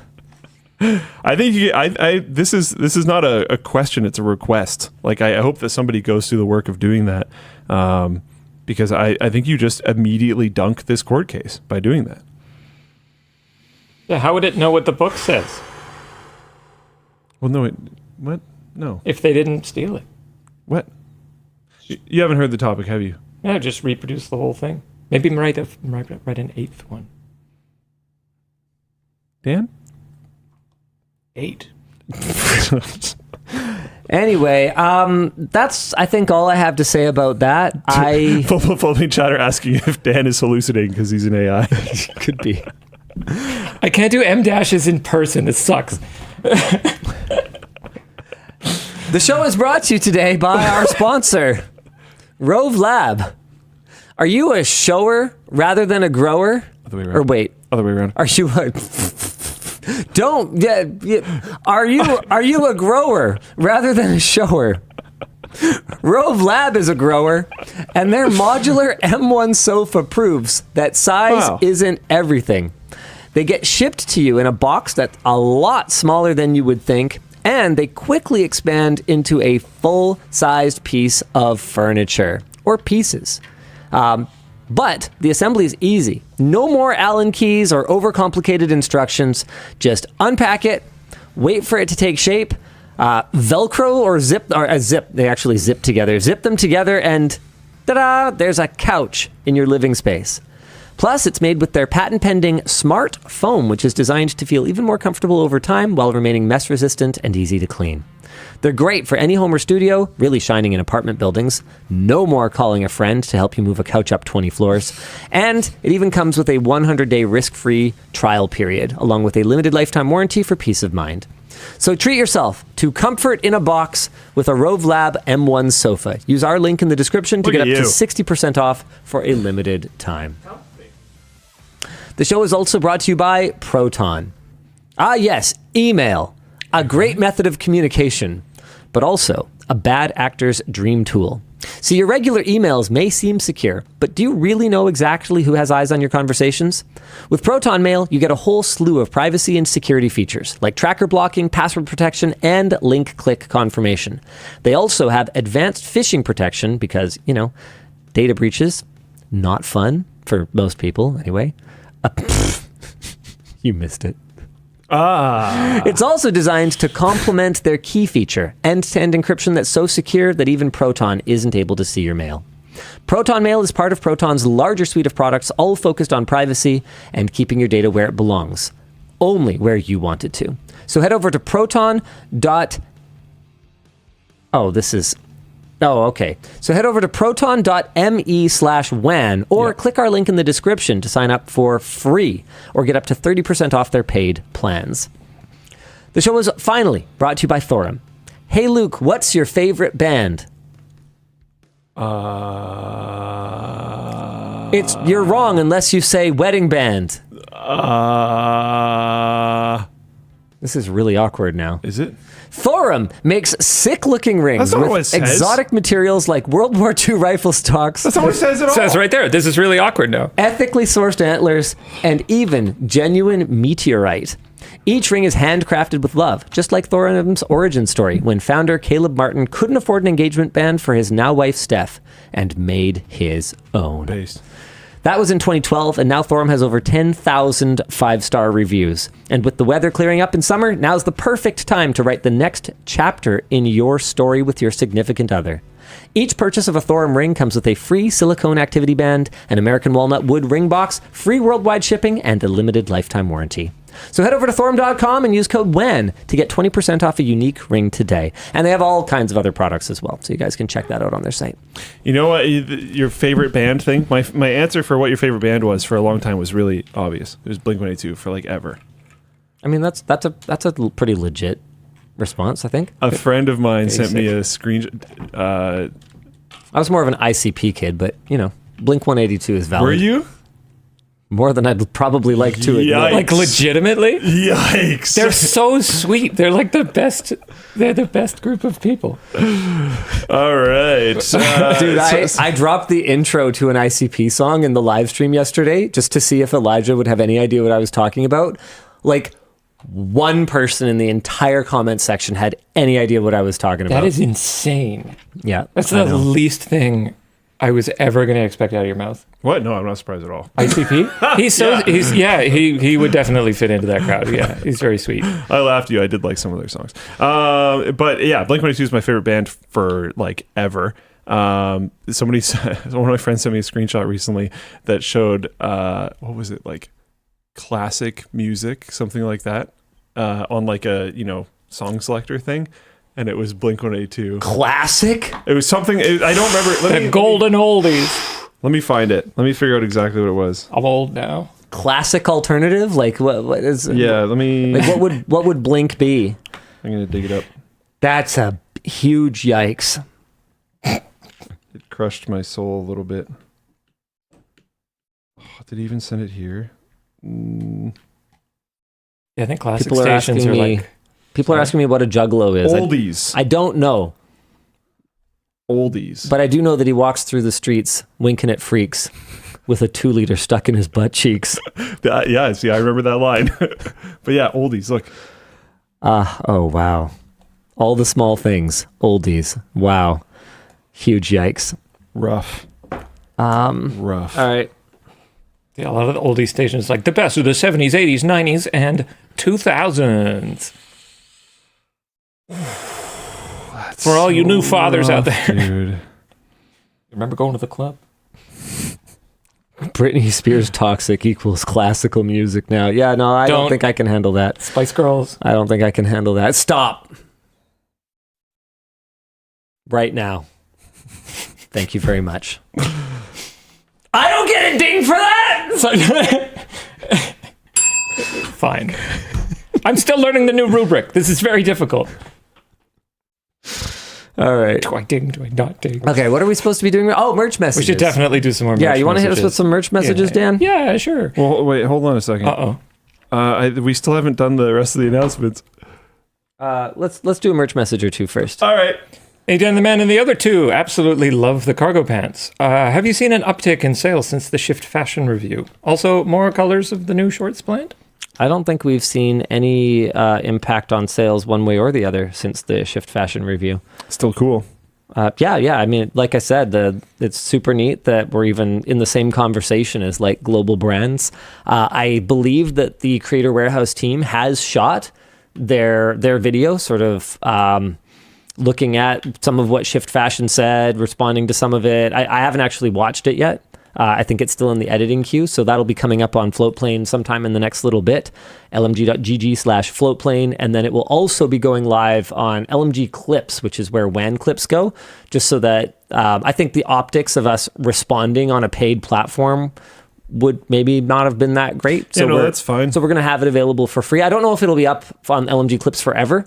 I think a lot of the time when we put exclusives up on LMG Clips, they don't stay up forever. So I actually literally do not know what the plan is there, but we are going to have I think the biggest thing is it doesn't like really make sense to be a mainline LTT video, but then like it doesn't make more sense. No, like what? Someone circuit. disagrees with me on cotton poly blend, so we're gonna make like an LTT video. I don't really see how that's valid. Our response. Yeah. Battle of the fabrics. I'm sure people would care, just maybe not our people. Yeah, someone would care. Someone would care a lot. Yeah. Sure. Hey, .dll. Can we take a moment to rant about Google TV OS? Why do smart TVs only last a couple years? Bring back the plasma. :D. Period. Love the videos and physical products. Keep them. Keep it up. You know, plasmas were like had longevity issues, right? That was notoriously that was like the drawback of them. Yeah. Other than the cost. Was it ironic? Were they being a funny person? I don't think so. Were they being a city haha? They might have been. If we look at context and assume that they have all of their brain.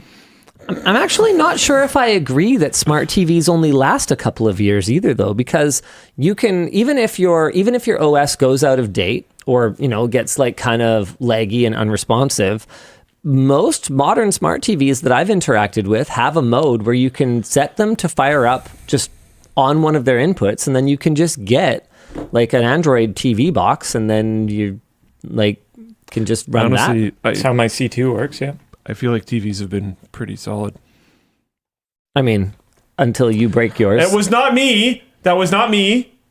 Really? You're going to throw your SO under the bus rather than just take it like a man? I also didn't say... I just said it wasn't me. Well, you're the only two people who live there. You're going to throw your bird under the bus? Maybe it was a bird. Yes. Maybe a bird ran into it. A 26-gram budgie managed to break your television. Yeah, but you should have seen the other guy.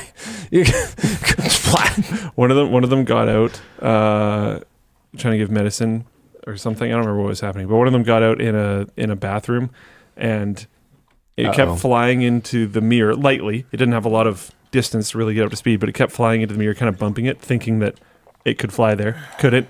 Once it landed, classic budgie, it's all like scared and stuff. It lands, sees itself in a mirror, and immediately is like, friend? Hello, I'm making friends now. Anyways, sorry, no one cares. It was funny. One more. Hey, Duke, Leonard, and Bread. RSVP'd to a wedding, but found out someone I really dislike is going. What should I do? Go anyways. P.S. The anonymous button hasn't worked on a merch message for a while. Oh. Yeah, none of these are anonymous. Oh, wait, here's one. This one's anonymous. Okay, skill issue. Maybe you could just type the name anonymous? It could actually be a problem, so maybe we can look into it. I don't know what would have changed. Someone I really dislike is going. Okay, well, I do have actually some pretty good advice for this. That person you dislike, don't them. Oh, damn it. I mean, don't hook up with them at the wedding. It's good advice. It's good advice. Where were you a decade ago? Yeah, see, I could have saved you, Dan. I could have saved you. Thanks. Okay. I ruined a reception. More advice. More advice. Okay? Don't strip down. Don't strip down in the middle of the wedding. And if you do, don't dance. Don't dance on the table. Okay, in all seriousness, it's not your day. Yeah. It's the couple's day. If they want you there, then you know what? Do your best if you absolutely can. I mean, I don't think it's like if you cannot attend this event without, fighting this person, then don't go, right? Because don't do anything that would disrupt. Yes, it is not your day. It is their day. But with that in mind, it is their day. It is not your day. If they really want to fight, have a pre-written in an envelope invite to them, and if they start making a thing, hand them the envelope, and the envelope is a time and place. And so if you want to be there to support them, because they obviously want you there, otherwise they wouldn't have sent you an invitation, then you could politely ask to be seated at a table as far away from this person as the venue allows. And unless don't it's ask the bride and groom. Yeah. Ask like a bridesmaid. Or like someone it's one of the groomsmen or something.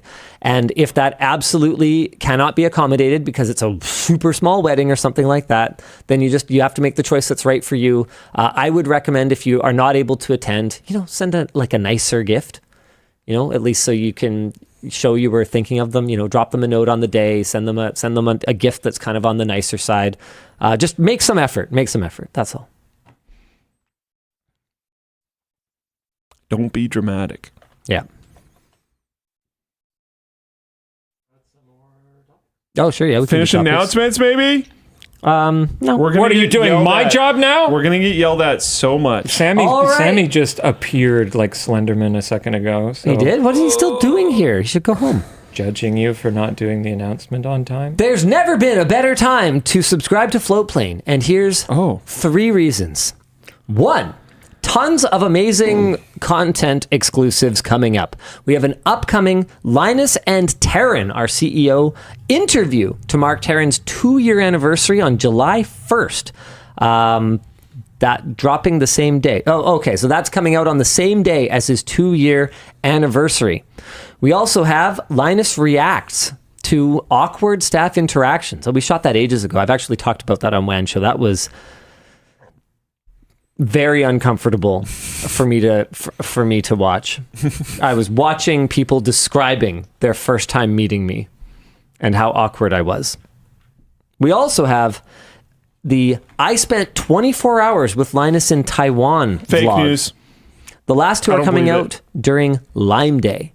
Speaking of Lime Day, that's reason number the 2nd. Floatplane members are going to get 24-hour early access to the deals that we will have at LTTStore.com. They will be announced next week. And that is... Oh, do you not know about this? No, I know about it. We don't have Floatplane login on the global store, so...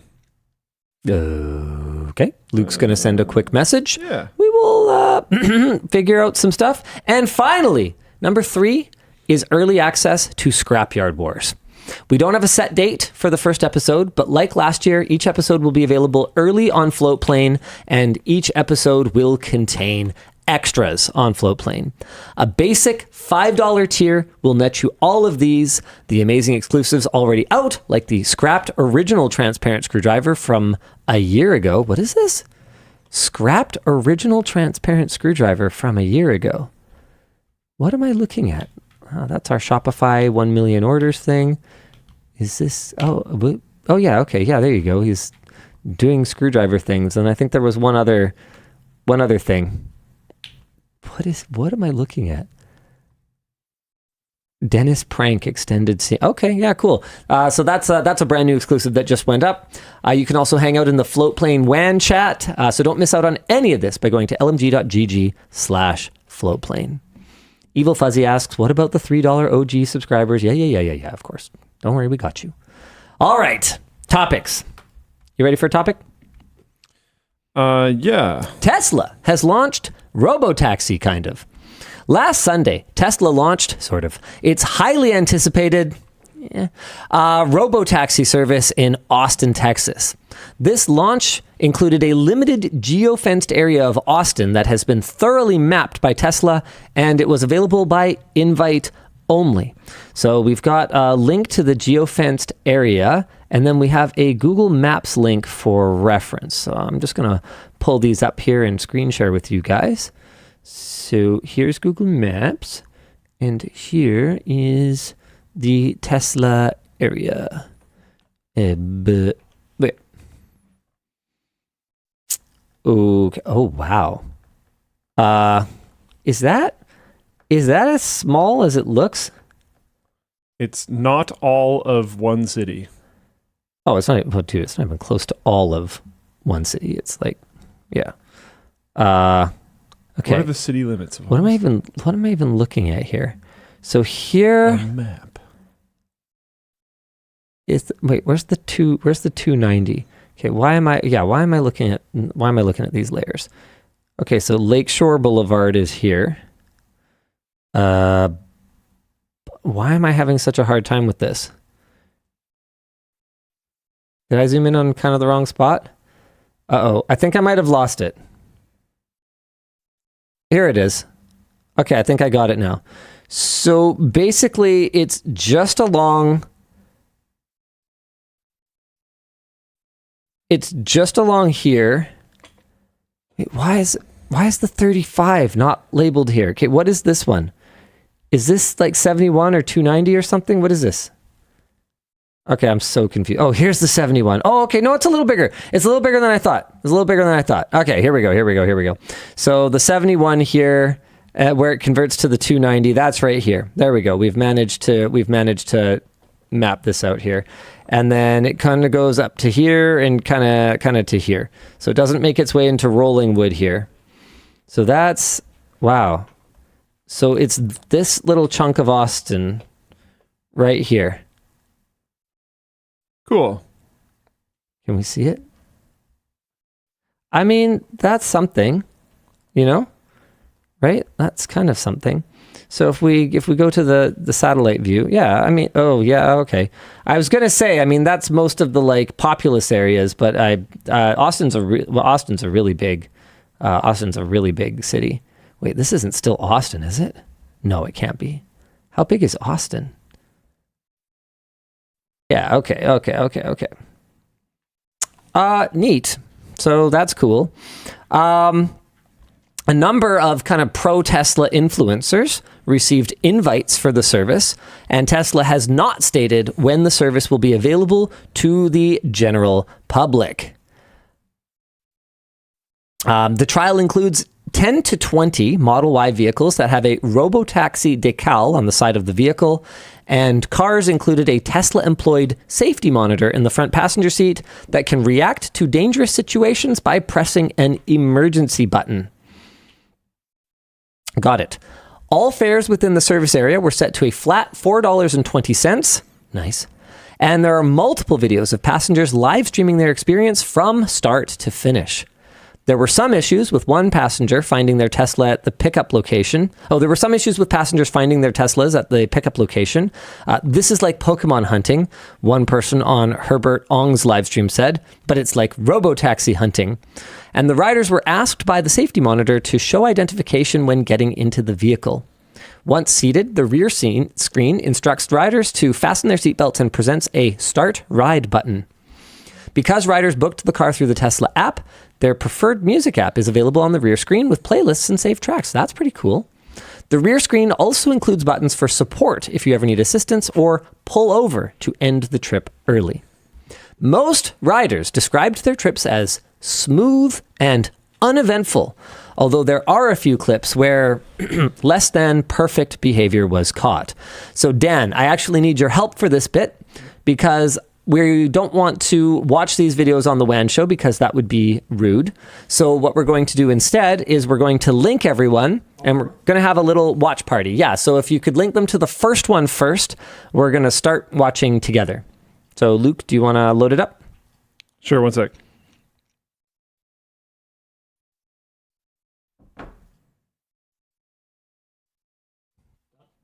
Okay. And ready, Luke? Yep. And play. Okay. Oh, wow. It was going really slow. Okay, so that's what we're supposed to see. What? So the Tesla in the left lane is one of the Cybercab Teslas. Oh, not the car that's driving. Okay. I was the car that's driving seemed The car that's driving seems to be doing fine, but that one in the left lane is going like super slow. Okay, got it. Interesting. I mean, I would say that that's probably not the end of the world as far as things go. Okay, number 2. Ready? And go. Oh boy, I got an ad. Brilliant. What happened in this one? I'm behind you. It's kind of brake slams, it seems.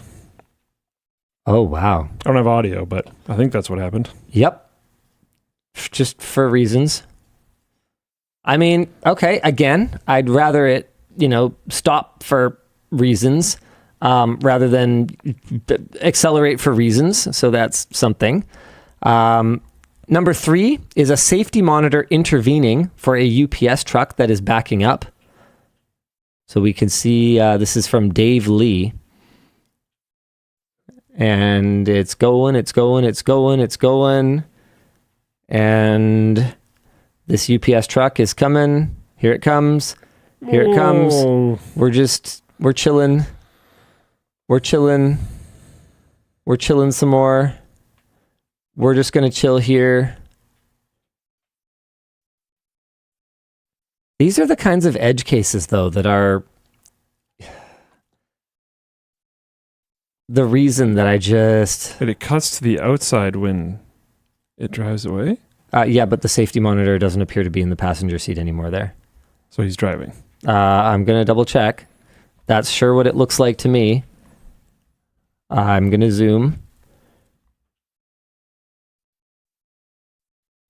I can't see very clearly. That's what it appears to be to me.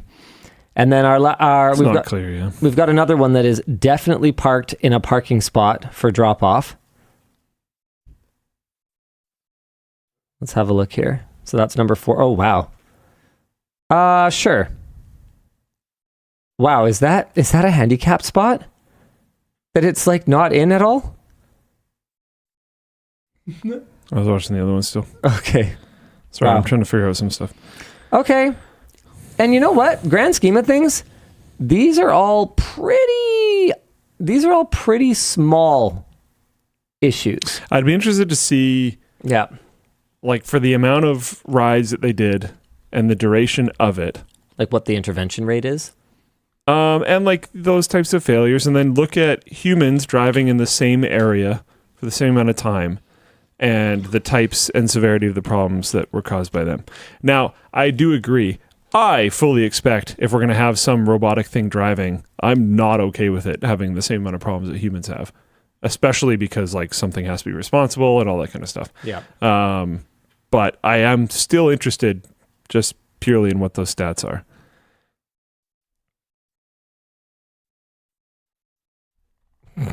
Charge Nuclei 8300 says Robotaxi is allowed to use handicap parking.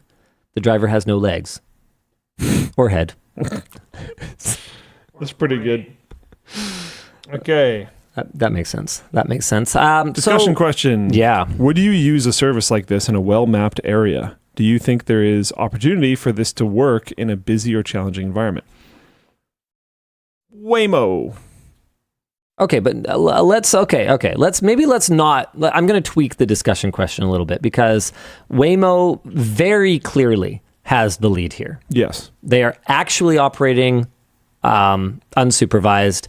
And when you factor in how few of these cybercabs are actually roaming the streets in this very limited geographical area, and then if you look at the tweet of the like launch party and how many remote operators are waiting to take over these things, it's not 1-to-1, I don't think, but they're ready for basically them to like not be working. Pretty much. And that does not show a lot of confidence in the actual autonomous functionality of the product. To be clear, Waymo has the ability to intervene remotely in the operation of their vehicles, but I my understanding is that it's not such a high ratio of available operators to operating vehicles. I don't know if you're trying to meme or not, Bubbly Charizard, but the Skytrain being fully autonomous does not mean that it's the equivalent to cyber taxis. It's on rails. Literally. There's no traffic. Literally, it's on rails. Why does it stop at 1 a.m.? Yeah, I mean, I don't know. Well, so that people won't sleep on it because reasons, I guess. So more specifically, if Tesla was available here, if a cybercab was available here and Vancouver was sufficiently mapped or whatever, would you get in one? No, not at this time. I'm not against it forever, but not at this time. That was a very small amount of testing to have a significant amount of what seemed like issues that should be solved, in my opinion. They didn't smash in anything, which is great. The really curious thing to me is a big part of Tesla's pitch over the years to investors and owners of their vehicles has been that they're going to own the race to mapping data by just having all of the drivers of all the millions of cars that they've sold driving around mapping these areas. And the way that the goalposts have moved for the launch of this product has been pretty remarkable for me to behold. And I've just got to wonder, like, is it just that investors don't have the tech savvy to fully understand what it is that they're looking at and how different what they've deployed is here compared to Waymo and even compared to what they've promised in the past? Like, why did they need to do so much manual mapping of this area if their whole leadership in this space is that they should have the data already? And the claim being made by their CEO is that, well, because we have all this mapping data, we're going to be able to roll out new areas like fast. There's going to be thousands and thousands of these cybercabs on the road at some period XYZ. But I don't understand how we keep believing these claims. Fool me once, shame on me. No, fool me once, shame on you. Fool me twice, shame on me. But like, what about the 12th time I've been fooled? Like, who's accountable at that point? You, for sure. Just saying. And there's been some comments about it. I would get in one. I wouldn't use the service. Those are different things. How are those different? I'm having a bit of a hard time with that. Like if I was at an event, like if we were at CES. Oh, and it was a controlled environment. It's not so much the risk. I don't like, I'm looking at a service that based on the videos, like barely works. Right. So if you need to go 10 blocks that way. Pretty much any time I've ever had to get into a cab, I actually need to be at that place in a relatively okay amount of time. Like, sure, there are examples where that hasn't been true, but that's kind of usually how it's going. And if it's just going to like randomly pull over because a cop is in a parking lot or something, like, no, I'll go with the Uber. I didn't catch the scale last time I was looking at this, so it looks like the area they have mapped is actually no. It's like a few miles wide and tall and stuff. It's not tiny. You could conceivably walk it though. You would.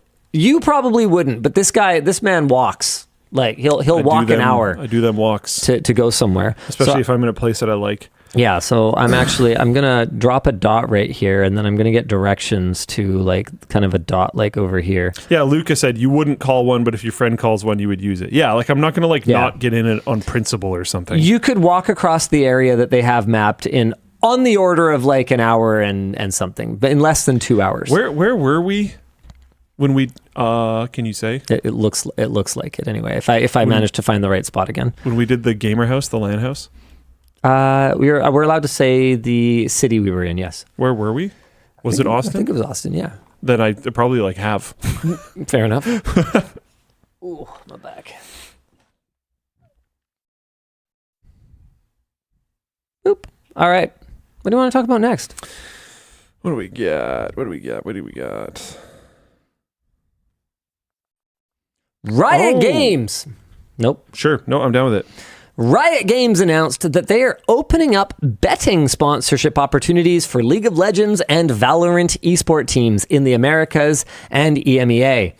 They stated that according to Sport Radar, there was a $10.7 billion betting turnover on just Valorant and League of Legends in 2024, most of which likely being in unregulated markets. They've partnered with Grid to be the required source for official stats in any sports betting partnerships. They were careful to note that official broadcasts and their social channels will not partake in gambling sponsorships, and that teams cannot have their logos on their jerseys. So it will be up to each individual team then to craft how sports betting related content shows up on their channel within Riot's guidelines, content platform TOS, and local regulations. Riot will also vet each sponsor. Sure. Oh wow. Okay. This is a good thing to have in here. I take no responsibility for the words. This is a good thing to have in here. I take no responsibility for the words that are about to escape between mine meat folds. I wish he was here. Sammy's extremely hot and spicy take. We need more of these on WAN Show. Is that this is good. His TLDR is that esports isn't particularly profitable at the team level, so increasing sponsorship dollars for teams, plus Riot taking steps to regulate this, is a positive for me. The sport is maturing, and this is the result. But of course, be responsible. I think it's a good thing for the sport. I think it is a depressingly bad thing for humanity. That's my take. Yeah, I do think it's a good thing for the sport. I'm very proud that we have never taken a gambling sponsorship. If I had to choose between the survival of the company and the ongoing employment of everyone here, would my principles bend? It's interesting. I have nothing to gain by having this conversation in public, and only your opinion of me to lose. The truth is, I don't know. That's tough. I actually it's also don't even know. tough to identify that scenario, you know? Well, yeah, because there'd always be another way. Like another way could be we cut staff. OnlyFans. Sure. I could sell Nick pics. like right now. No, you're not. Denoli 444 says, Luke and Linus, have you seen the gambling stats for young adults in Canada? It's pretty bad. Yeah, it's depressing. It's because it's been extremely normalized. Like I honestly never thought I'd see this. It's totally taboo. It's quaint to see an old episode of like The Simpsons or something where like, you know, the guys are over for the guys are over for gambling night. Why? I don't know if The Simpsons ever did it, but you know, like sitcoms did that. You know, like, aren't you a cop? Yeah, whatever. It's poker night. You know, like that bit. Now, I don't think anyone would even bat an eye these days. No. Like if Luke and I gambled right now, would anybody care? It would be normal content. It would be normal streaming content. Which is sad. The platforms wouldn't care. The audience wouldn't care. You watch sports, which never used to talk about it ever. It used to actually, they would actively try to get stuff shut down. And now it is the main advertiser for like everything. Dude, I talked about it already. The casters talk about it. I talked about it already, but it bears talking about again, or merits talking about again. I watched the Stanley Cup Finals this year. I couldn't believe how brazenly they were promoting problematic behaviors, problematic gambling behaviors. They weren't just saying, you know, you can gamble, know your limit, play within it. Like that is in the past now. That was the limit before. Now it's like, bet on this one. Don't forget to bet on that one. But have you bet on this other one yet? Have you put in enough bets? Be quick. It's going to like the betting for this is going to close at a certain point. Don't bet on just one team. Bet on 3 teams. Like, There's a commercial that I saw recently where somebody like they have a jersey on and they place a bet for that team.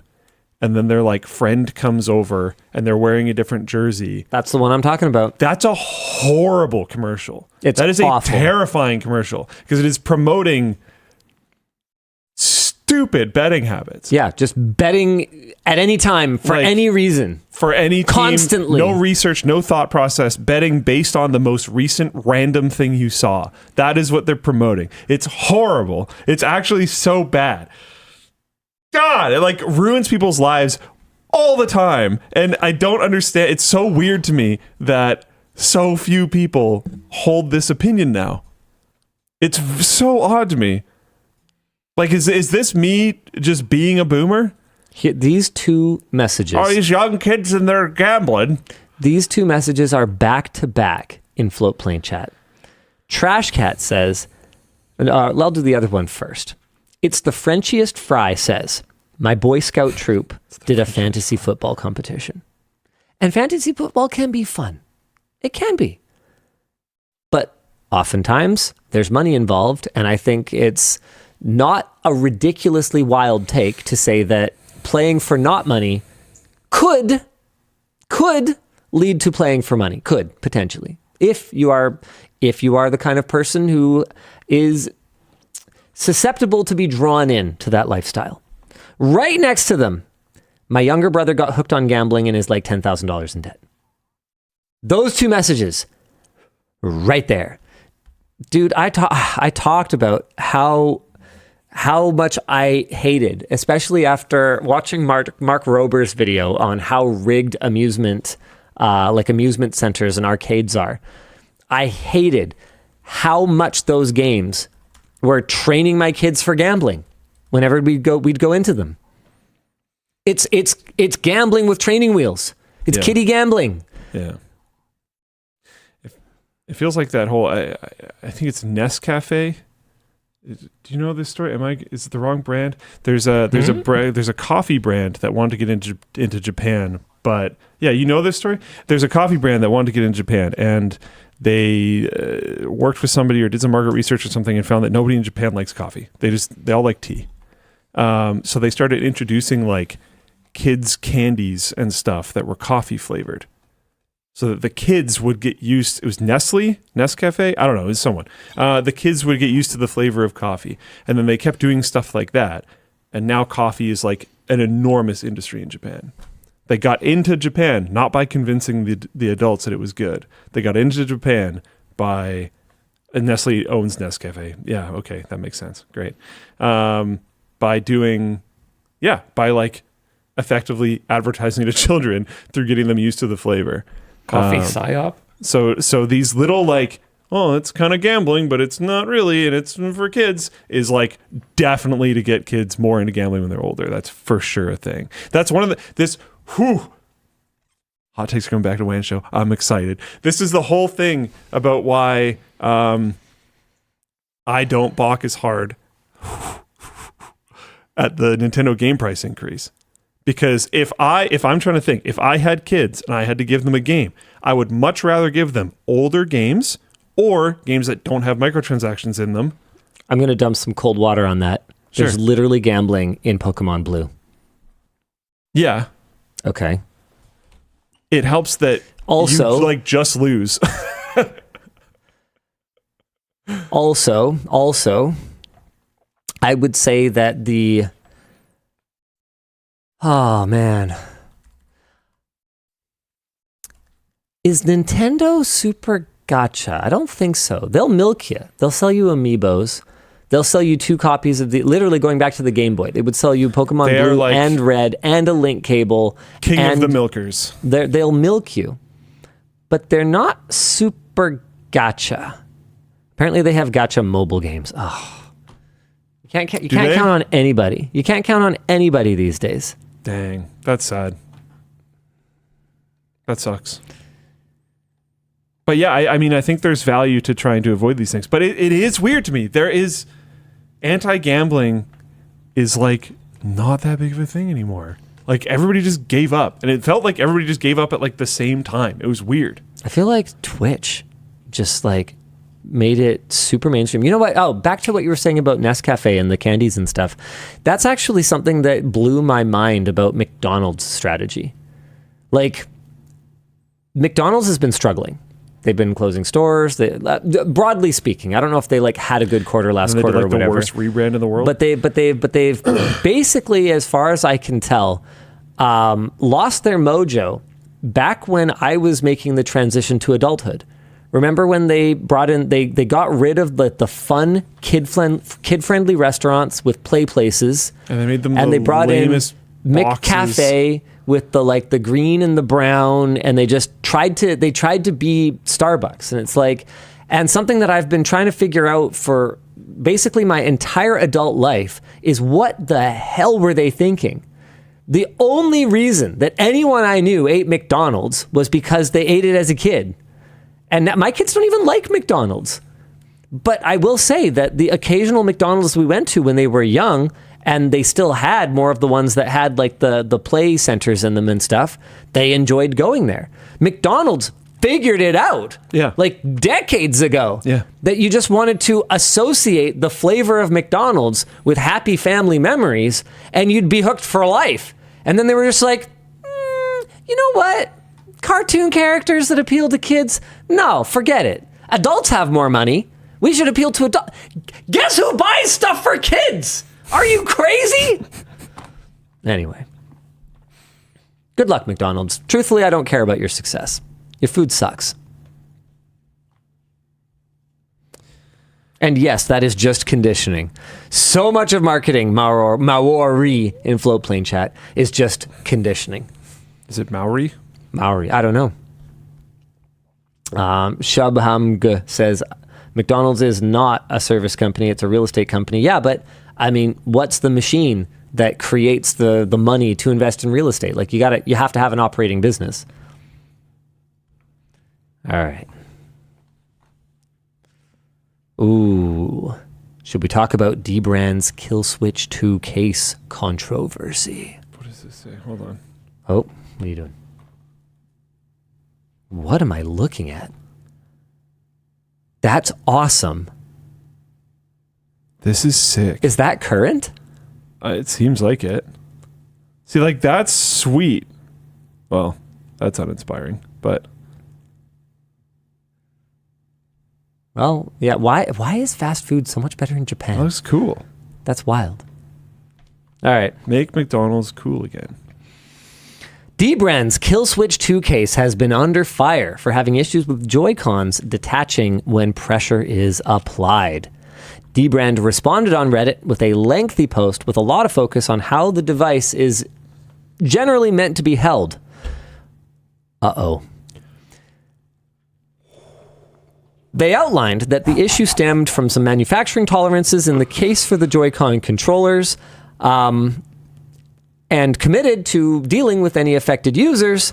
But the takeaway from the Redditors who saw the post was, you guys did not just, you're holding it wrong us, did you? A couple days later, Dbrand issued a part 2 to their response. They condensed their longer response down to just 4 points and acknowledged the shortcomings of their previous response. Dbrand provided us something to read. We f***ed up. Them, not us this time. It's not my controversy. Hashtag not my controversy. It wasn't us. Not only did we f*** up by not seeing this prior to shipping, but we f***ed up by responding with 4,000 words that could have effectively been boiled down to, you're holding it wrong. Ultimately, debating the right or wrong way to hold a console is besides the point. Customers should be able to hold this thing however they want without the Joy-Cons detaching. After reading the feedback, it is clear that neither our response nor the conditional if you're affected solution was welcomed by the community. Since then, our engineering team has dug deep to find alternative solutions, come up with 2, and we have communicated this new plan. Everyone is getting a free replacement regardless of whether they're severely affected, haven't experienced the issue, have emailed us a dozen times, or have no clue about any of this. On July 10th, we'll know which of the 2 proposed new Joy-Con solutions is going to be viable. One is mass producible and a real improvement over the current good but inconsistent version. The other is borderline impossible to mass produce, but we're going to try anyway because it will result in a Joy-Con attachment that's truly flawless.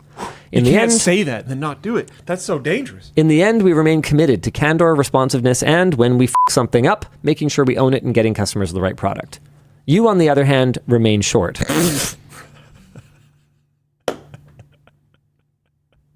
I like D-Brand. They're good stuff. They're good stuff. Know what else is good stuff? I still remember before we had this level of relationship with them. I remember one time at CES, I had filmed so many videos and I was mentally cooked. And I got to another D-Brand sponsorship, and I think it was my like 5th of the day or something. So instead of saying the ad read, I just said their name like 50 times. And the next day I was like, oh man, I like probably shouldn't have done that. And then they saw it and were like, this is amazing. And I was like, whoo!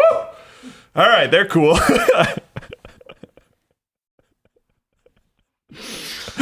Oh man. Lordy. Microsoft doesn't want another CrowdStrike incident and is kicking antivirus out of the kernel. Windows is making big changes to cybersecurity, removing third-party security drivers from the kernel and running them instead in user space. Kernel space is the layer of the OS with the most privileges, allowing direct access to many hardware functions and resources, and antivirus software typically likes to have kernel access because it provides the ability to handle almost any malicious threat that may have wiggled its way into your system. The issue, though, is that kernel access can bring substantial stability issues. A faulty update that was pushed was what caused the CrowdStrike meltdown that actually impacted world infrastructure. It was not good. This is why security experts recommend that Microsoft remove third-party driver access to the kernel. So in July, Microsoft will be launching a private preview of new features as part of their Windows Resiliency Initiative. This announcement comes with quotes from a variety of security partners singing the praises of the move. Notably, though, none of these companies have actually committed to moving their drivers out of the kernel at this time. It's worth noting that Microsoft tried to do this back with Windows Vista, but antivirus companies filed an antitrust complaint with the EU, and Microsoft backed down because it would have made it so only Microsoft can handle kernel-level security. Our discussion question, then, is what methods could Microsoft be taking, or what steps could Microsoft be taking to provide security software with the same abilities that they have without providing them kernel access? And I got to confess, I don't know enough about the inner workings of an operating system to even begin to speculate. Our other question is, I don't know. What does this mean for kernel-based anti-cheat software? And therefore, potentially, the year of the Linux desktop. Because that's a lot of the justification that I've heard for why they won't port their anti-cheat to Linux, is that they can't run at a kernel level, and Windows allows it. So if neither of them allow it, and if that's true, what happens to cheating in video games? So, okay, it sounds like you're ready to kind of both sides this a little bit. You clearly, as someone who's security-minded, do not want anything mucking around with the kernel of your operating system. Yes. However, as a gamer who likes to not be, 360 no-scoped through the map from the other side of a Tarkov raid or whatever, instance, what do they even call it? No, yes, that was right. Raid, nice, good. Yeah. Correct terminology. Appreciate what can be achieved through kernel-level monitoring of what's going on a system. Or in many cases, not achieved, but is there a better-than-nothing argument to be made here? I think we can't just give up on everything just for the sake of gaming. I also think that if we really do want to get away from...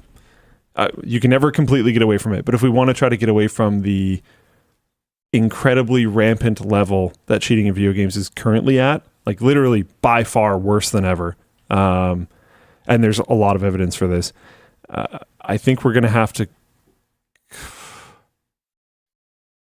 Funny enough, with the consoles kind of exiting the world right now, I feel like we almost need to go back to console-like devices. I've said this on WAN Show before. It was a hot take back then. I still have it now. I think you're going to have something that's really locked down, and it has these types of kernel level totally taken over. But I would want it separate from my PC because I wouldn't want that level of security. other people's security stuff on my PC. Or Okay. maybe it's a setup that you can do on your own computer. I'll tell you what's a setup. You setting me up for our next topic. Okay. Announcements went No up response last to week that. from Xbox President Sarah Bond and AMD Chair and CEO Dr. Lisa Su about AMD and Xbox's renewed partnership to co-engineer silicon for new Xbox hardware. This isn't that big of a surprise. AMD worked with Microsoft all the way back on the Xbox 360 as ATI at the time for the GPU, and then provided a custom APU for the Xbox One and Series lineups. It does, however, solidify the direction that the Xbox is taking for their hardware. Bond speaks about Xbox being a lineup across console, handheld, PC, cloud, and accessories, with both leaders emphasizing that backwards compatibility is a priority so you can continue to play your old games on new hardware. So does that change anything about what you said, where it seems like AMD and Microsoft are coming out and saying, hey, Xbox consoles are not going anywhere, and does that potentially validate sort of your take that there's going to be the PC gaming experience, which is going to just come with all the problems of not being able to have kernel level security, hardware level security? And would you consider an Xbox console if it offered a more PC-like experience, except that it was just games and locked the crap down? Yeah, one of the problems there is there's absolutely cheaters on console. And like has been forever. I do think the barrier, at least right now, I would say is higher because Than PC. Cheating on PC is literally like advertised in banner ads on YouTube. Like cheating on PC doesn't require anything anymore. When I was a kid, it was like you had to at least be like kind of script kiddie level. Yeah. But you could do it and it really wasn't that hard. Yeah. It was mostly like you had to be script kiddie level for the awareness more than anything, not the actual ability. To not like nuke your computer in the process. And to even like know what to look for and stuff like that. Now it's like advertised to you and it's like white glove service, and you pay like subscription models for the good ones. And like if you pay enough, there's people that will custom make one specifically for you to help you from getting banned. Like it is a many billions of dollars industry. Billions? Are you sure? Yep. Billions. It's bad. With a B. I'm pretty darn sure. It's huge. There's people that pay subscriptions for cheats for games that are many hundreds of dollars, and those are not the custom tailored ones. There's like it's a huge deal. There is a lot of really lame losers.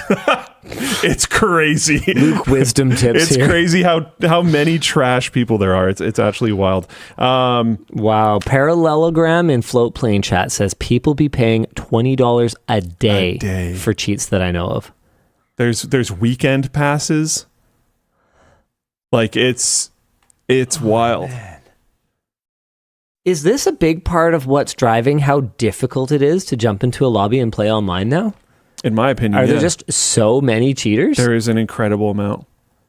Like that Tarkov thing where they were like, there's kind of at least one in every lobby. After that, I started trying to look around. I was like, is this really a Tarkov issue? No. It's everywhere. I do think Tarkov could do way more.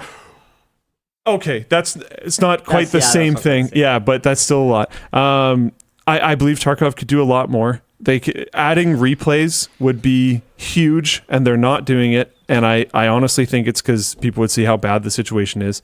They have replays in Arena. They absolutely have the technology. They could do it, and they're just not doing it. Tarkov is worse than when that video came out. That's really debatable and extremely difficult to measure. But my point is that it's everywhere. This is not just a Tarkov issue. The problem is that the impact of it is extremely high in Tarkov. But it is literally ever. There's cheaters in Rocket League. Wouldn't it be so obvious? I guess not. Like if you just like driving assists or like There's things like you can get the ball up on your hood, and then you can kind of like dribble it by keeping it on your car. And there's cheats that can, somebody just said dribble scripts. Yeah, exactly. There's cheats that can do that like car shake for you. So you would just drive normally, and it would keep the ball on your hood for you. I believe there's other stuff as well, but that's the only one I know of because Sunless Khan had a video on it recently. It's everywhere. There are cheaters in Warzone casual. Yeah, they're not even necessarily playing competitive modes. Like it's everywhere. If you're playing multiplayer games these days that are competitive, you're playing with cheaters. But I have good news. This Monday, I attended a meeting at Surrey City Hall. I know where this is going. It was the second reading of our temporary use permit for Whale LAN. And we're good to go. Oh, really? I got kind of the idea based on your body language, but it's nice to hear it officially. We're in. That's fantastic. Surrey is down to clown, and I don't know if I'm supposed to announce it yet, but the first Whale LAN, I have a date, and it will be before the end of this year. So Chase. Oh, wait, I announced this. I actually talked about this on the live stream yesterday that we did, but a lot of you probably didn't watch that. Chase is literally working on it now. Right now. Well, okay, not now, but a few hours ago he was before he left the office. Too bad you can't get away from cheating at LANs. What? I think that when the consequences are literally being escorted out of the building, I don't really think that's happened at one of our LANs, to be honest. Give us but time. It's very possible. I would do it. No. You know I'd do it. I don't mean that. Oh, you mean cheating? Yeah. If we catch you, you will never set foot at a Whale LAN again. Could we have it in the thing that it's like name and shame? I would just do it. I don't care. Who cares? I mean, we'll have filming notices as part of Whale LAN. Like you will consent to your likeness, etc. WAN show banner of shame. Yeah, I can't. Yeah, Just rotation for all time. No, because people want notoriety. No, they wouldn't get that. Absolutely not. Linus is more experienced at this than I am. No. But they would absolutely be shamed in person. Oh yeah. And it'd be awful. Oh yeah. Because I don't like you. Yeah. It's that simple, man. Yeah. Not cool. Yeah. Not cool. Yeah. This is a friendly event. We're all friends here. You don't do that. There's so many examples of streamers getting caught cheating. There's so many examples of people getting caught cheating at major tournaments by having cheats built into the tiny amount of memory on their mouse or whatever else. Just all these different ways. Wild. It's rough out there. So if there was a thing that offered at least a solid amount of reprieve, I'm not expecting literally anything to solve it at all. But if there's something that added a good amount of reprieve, I would go for it. Last thing here is that Xbox President Sarah Bond also spoke about working closely with the Windows team to ensure that Windows is the number one platform for gaming and not locked to a single store. I think we've talked a little bit about this when we spoke about the Xbox and ROG Ally collaboration product, but it's very clear the direction that Microsoft wants to go with, Xbox is any screen in your home, be it Windows or running Xbox operating system or running Tizen OS or whatever the case may be. That's their vision. This is cool. An Asus RTX 5090 back-to-front card connector seems to be able to do up to 1,900 watts without burning up. Tony Yu, Asus China's GM, showcased exactly what you can do with a different, peculiar power connector like the GC HPWR connector on the ROG Astral 5090 BTF. So you can actually, if you want to show your mouse on the power connector there, this new BTF card design has a detachable GC HPWR, allowing you to choose between it and a standard 12-volt high power connector, or 12-volt 2x6, I think is what we meant to put in the script. That's really cool. It allows you to use the card with a BTF motherboard if you have one, but also retain your resale value for the person who likely won't have a BTF motherboard who you want to sell it to when you're ready to upgrade. The GCH-PWR connector was designed to handle 1,000 watts, but you used a chroma load tester with the connector at a constant 670 watts, plenty to power a standard RTX 5090, with it staying between 30 and 35 degrees Celsius. He pushed it to 1,300 watts, which saw it increase to 38 degrees Celsius, still very comfortable. And as an extreme, the chroma was turned up to 1,900 watts, with the connector staying around 41 degrees Celsius, which is not bad. Not bad at all. Here we go. Here come the amps. Bring on the amps. Oh, I forgot his name, but I've met him. 1,900 watts. Gorgeous. Great work. BTF Gorgeous. Needs to be a thing. Discussion question is cool, but I wouldn't want that much power running through my motherboard, which is fair enough. I mean, it's DC, so like the level, like I don't design PCBs for a living, but my understanding is that that would be less likely to cause interference than AC, obviously. But does just running that kind of power through your motherboard, if you have enough isolation between your power plane and your data planes, or man, it would depend kind of where it's coming from, where it's going to. Would that be the end of the world? Maybe not. I know nothing about it. CatOS said usually fine. I wonder if they just had a hole and you could just What we really feed need the cable through it. What we really need to do is just like, I can't believe that we've gone through so many iterations of updating the standard to like needing new connectors and basically needing to replace this stuff, and we haven't increased the voltage. Tynan said it's fine, but it might get toasty. Yeah, which there you go. is not fine. Well, it can be fine. I like toast.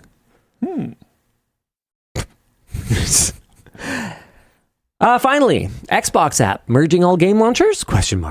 Recently, users in the Insiders Update program for Windows saw an update to the Xbox app. This update included combining other storefronts, Battle.net, Game Pass, Steam, into the same launcher in an attempt to improve the user experience. Ah, yes, the proliferation of standards. Users will also be able to see the different launcher options in the Xbox app so they know if they are launching a game from Steam or another platform. Steam is the first and only storefront they have right now, but Microsoft confirms this is just the beginning, hoping to add many launchers to the app, though no promise that you won't need to install those dedicated launchers still for the game to open. Yeah, you definitely will. Discussion question. Do you prefer one store that tries to combine launchers or several launchers that are consistent with themselves and are clearer about where you are? I just want everything to run on Steam. If you...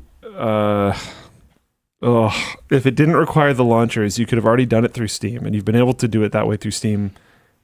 I don't want to say forever, because that's not true, but for a very long time. Yeah. And like I like when I buy a game on Steam and it's like an Origin game, but I open the game and it just like shows a quick Origin thing and then it like goes away and then Steam is just there and the game is there, and then I close it and it's like Origin something, I don't know, bye, forget it, and I go back to big picture. Is it even still called Origin? I don't know. Who cares?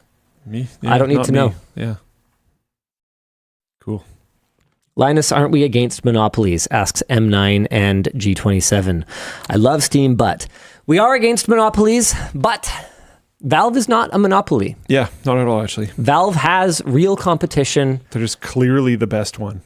Yes. Good luck, Tim Sweeney. To the Sweeney Copter. Epic Games. Oh my goodness. Okay, yeah. House Fresh is done. This one is done. Hey, now be nice to Tim Sweeney, says done. Jamesh. I think he'll be all right. I don't think Tim Sweeney cares what I think. No, are we done? Who got mad when you said something wrong at one point? Tim Sweeney. PlayStation, that was him? No. Well, okay, yes. But PlayStation, that was him though. Yeah. Oh, so he cares. Yeah. Yeah. I was being nice. I'm just clarifying. I was just being nice. I was being nice. Okay. I'm nice. What? Yeah, he's a juggalo. Of course he's I'm nice. Everybody likes me.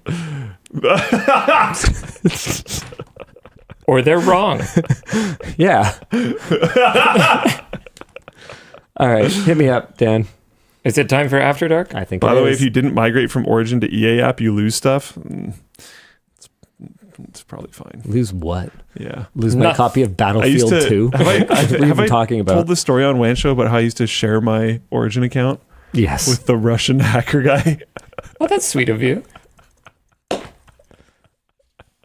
I'm going to download the EA app right now, and I'm going to log into it to see if I even still have an account. There you go. Get threat lockered. So I used to, some definitely Russian dude. He would steal my Origin account and play games. But I didn't really care because I very rarely used it.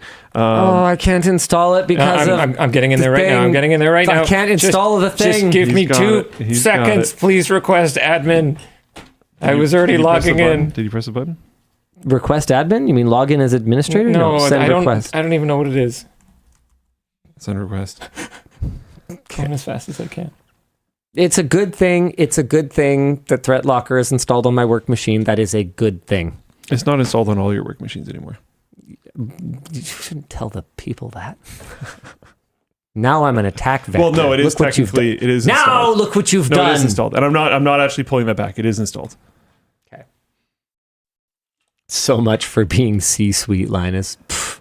I mean, C-suites can be hacked. If anything, they're the best targets. Do some of that whaling. Yeah. But yeah, he would take my account and I wouldn't care, and then many months later, I would suddenly care because I have to play something, and he had the password, I had the secret question. So instead of resetting the password, I would just you were able to log in with the secret question somehow or something. I don't remember exactly what. So I would get in and play my game for a while, and he would leave me alone for a while. And then I guess he just checked a month later or something, and then he would take it back and keep playing. And I thought it was funny, so I just never fixed the problem. I don't remember all the details, but it's something like that. And I remember you telling me about this. This is back in the Langley House days. Yeah, this is a long time ago.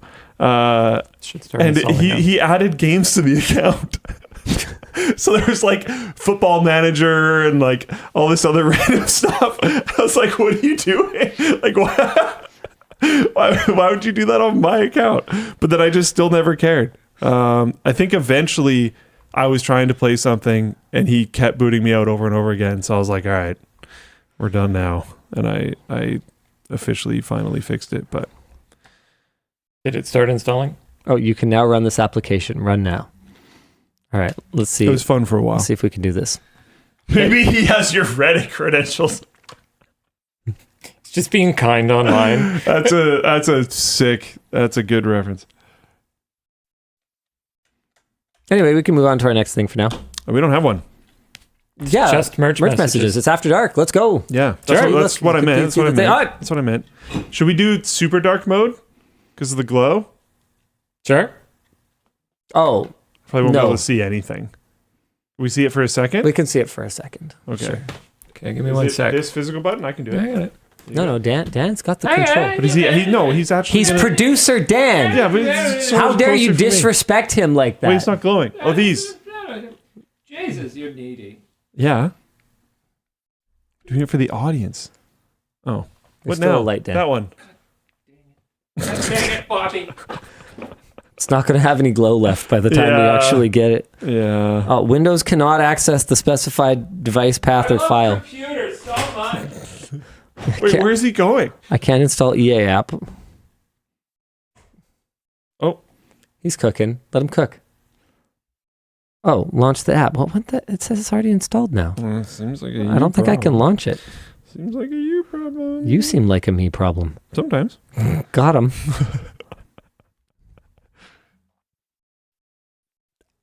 Oh, hold on. Oh, yeah, no. She's working. She's working. She's cooking. There we go.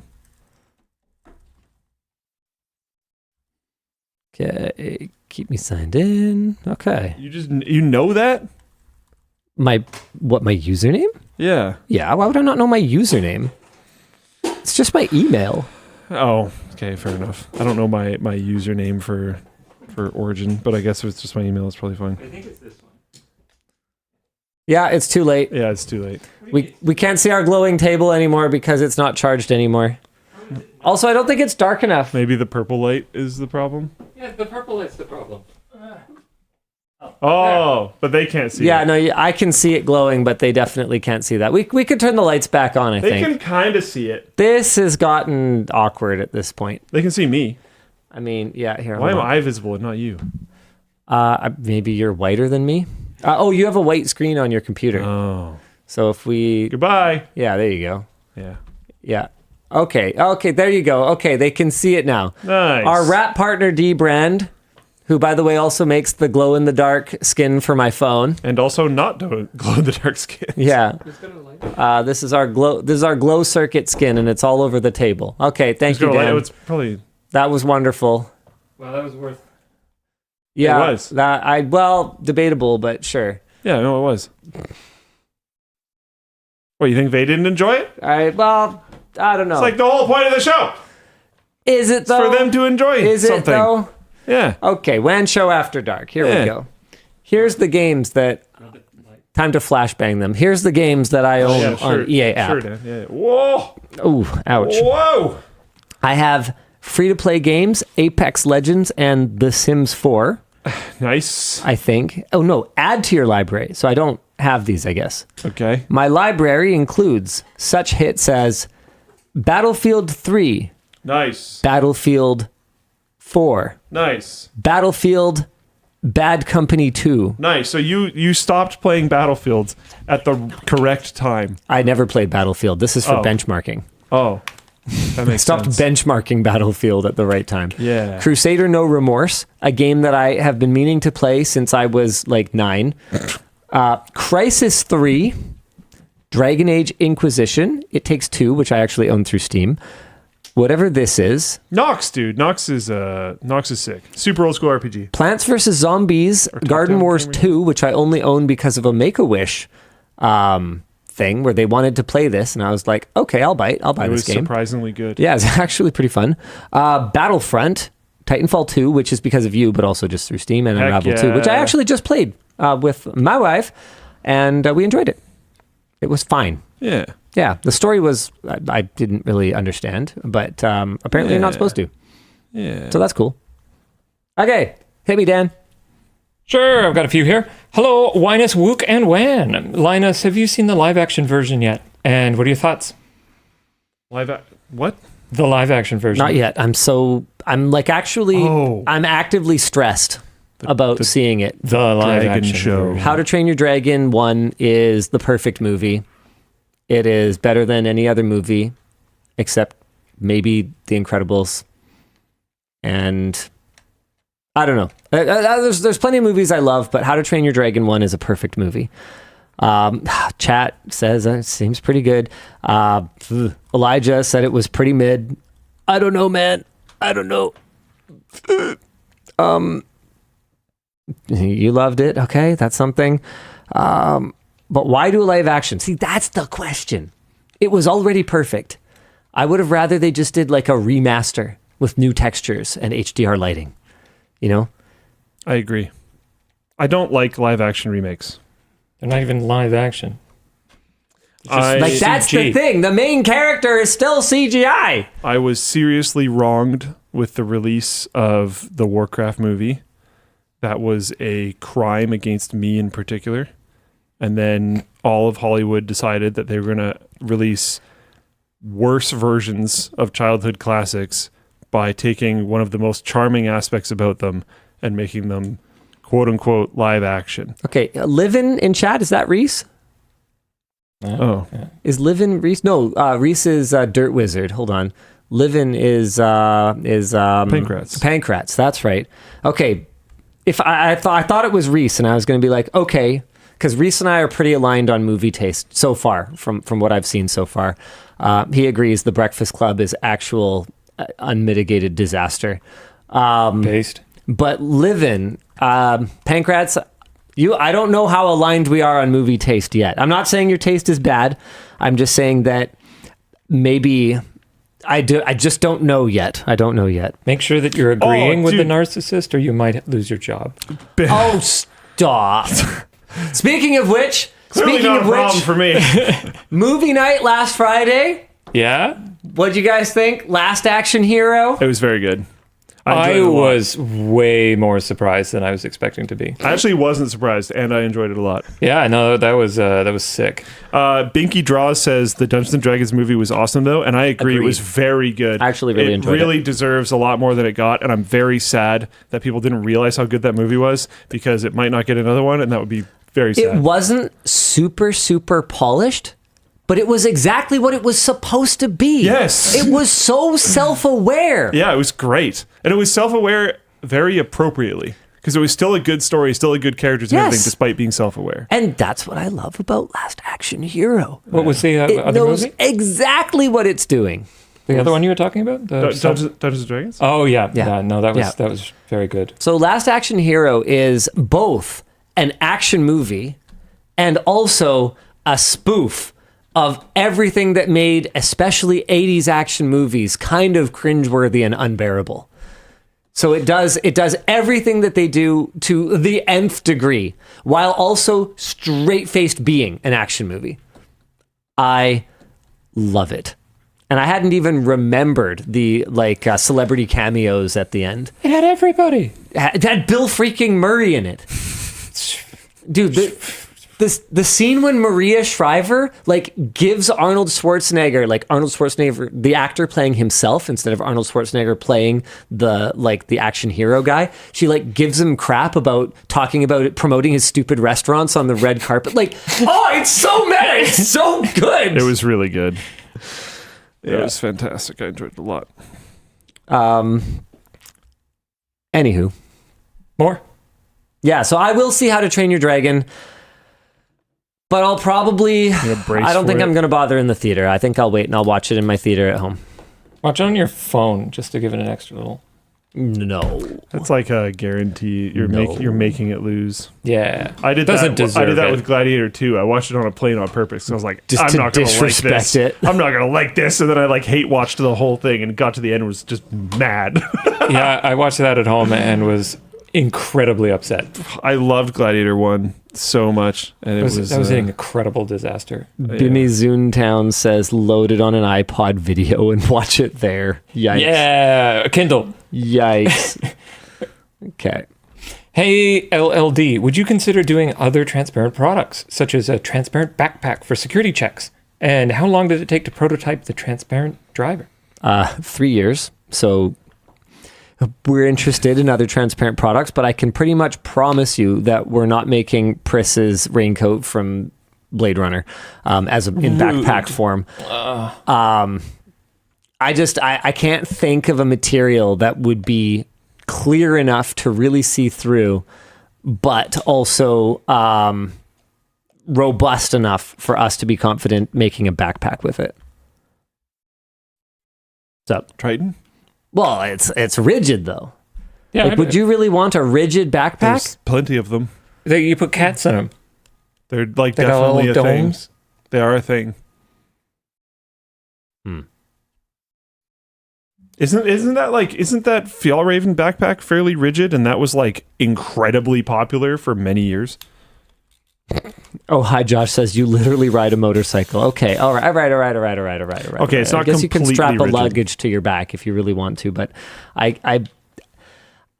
we have so much work to do, continuing to innovate in soft goods backpacks that I don't know that I'm ready to just completely change gears and go into an entirely new product category. So no promises for now. Frey says, do you know why Last Action Hero was a flop? It opened the same week as Jurassic Park. Oh my God. That makes so much more sense because we were talking about this after. It did make money. Yeah, but barely. And when you look and nobody remembers it. Yeah, it was an $80 million budget for a movie that did what was it, $150 mil total. And Jurassic Park was groundbreaking. Yeah. From special effects and artistry and just so good. Apparently the marketing was also just a total disaster as well. Pancrat said it's just like Titanfall 2 in that, oh man. Oh no, I think everyone saw me go through that. No. It's that's funny. Oh no. Oh no. Oh no. Hey, I played it. I bought it. I played it. Titanfall 2 was great. The single player is actually outstanding. Best single player shooter I've played since I was a wee child. My biggest complaint is that you don't get to enjoy the super amazing, cool, fun gimmicks for long enough. But that's one of the reasons why it's so good. Yeah. Leave them wanting more. Yeah. If all of it's perfect, it will always be perfect. How is your home assistant integrations going? Would love to know what works well and what doesn't. What's that one automation that you can't live without? Not gonna lie, Jake and I were brainstorming a way to make fixing my house into content today. And we came up with a list of all the stuff about my smart house that's just kind of stupid and doesn't work, or was poorly designed or implemented in the first place, or we just never really finished because we got the video done, got it to like minimum viable product, works as a demo point, and then just left it there. So I think it's actually going to be a series. Video 1 will be us going through and going, oh yeah, that. What's rough? Yeah. Current state. And then we're gonna go like full automotive channel style, and we're just gonna have a piece of cardboard that we're gonna write all the problems on, and then over the series of a bunch of videos going forward, we're gonna cross them out. Cool. I like that. Yeah. That sounds cool. That's a great idea. We stopped doing series and like multi-part content. Oh, this is interesting. Do more.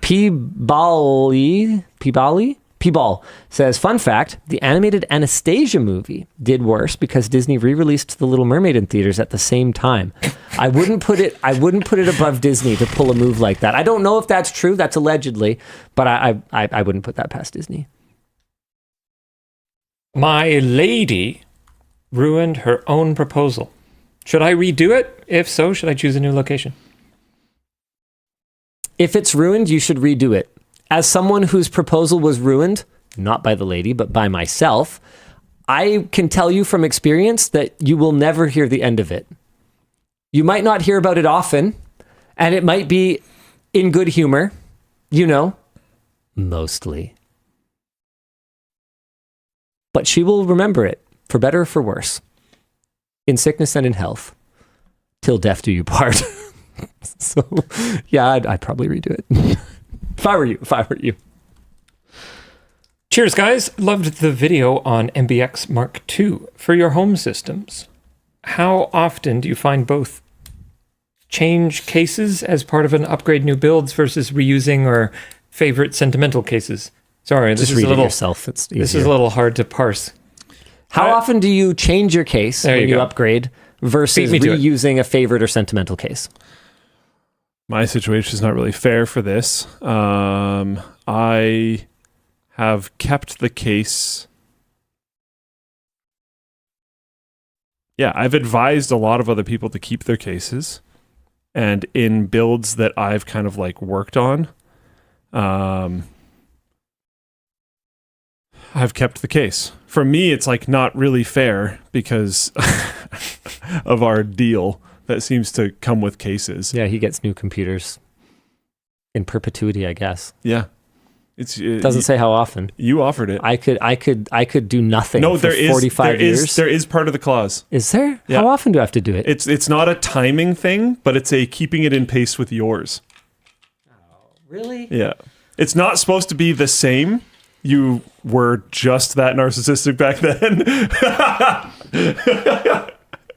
But it's supposed to be like, reasonably within range. That makes sense. I don't remember the exact wording, That but yeah, checks it out. had something. It was What do you something have like that. now? A You have a 4080. 4080. Oh, you're good then. I'm not complaining. I think you have a better computer than me right now then.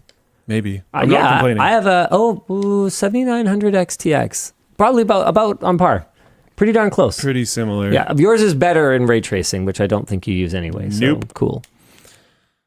But yeah. Not complaining.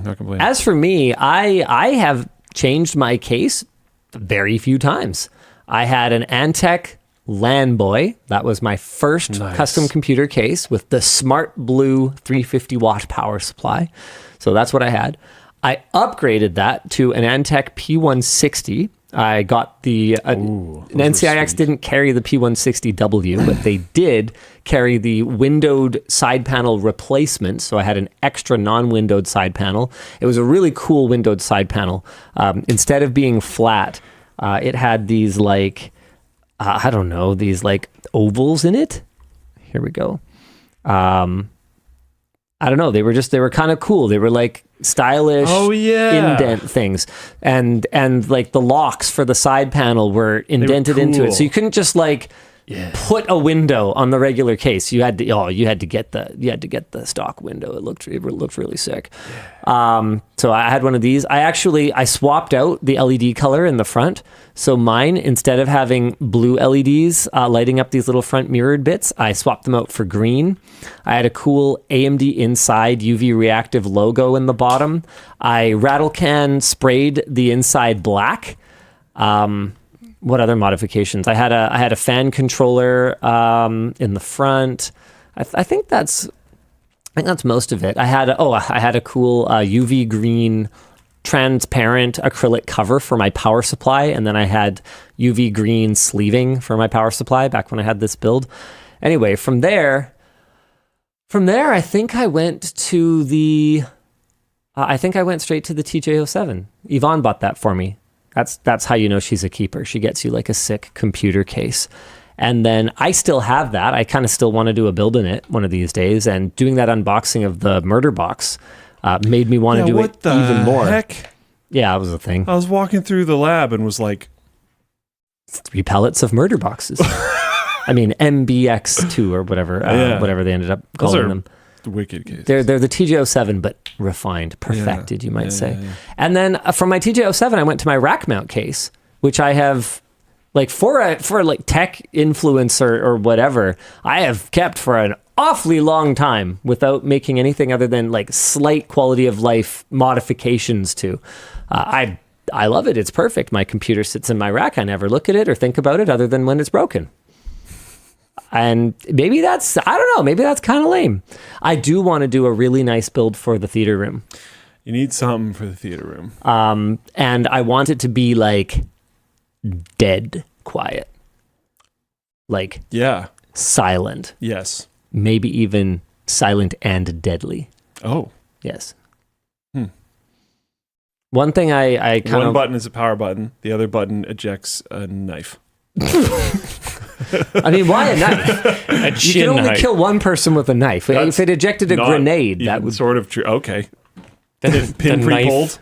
Has mustard gas in the handle. Ooh, I like.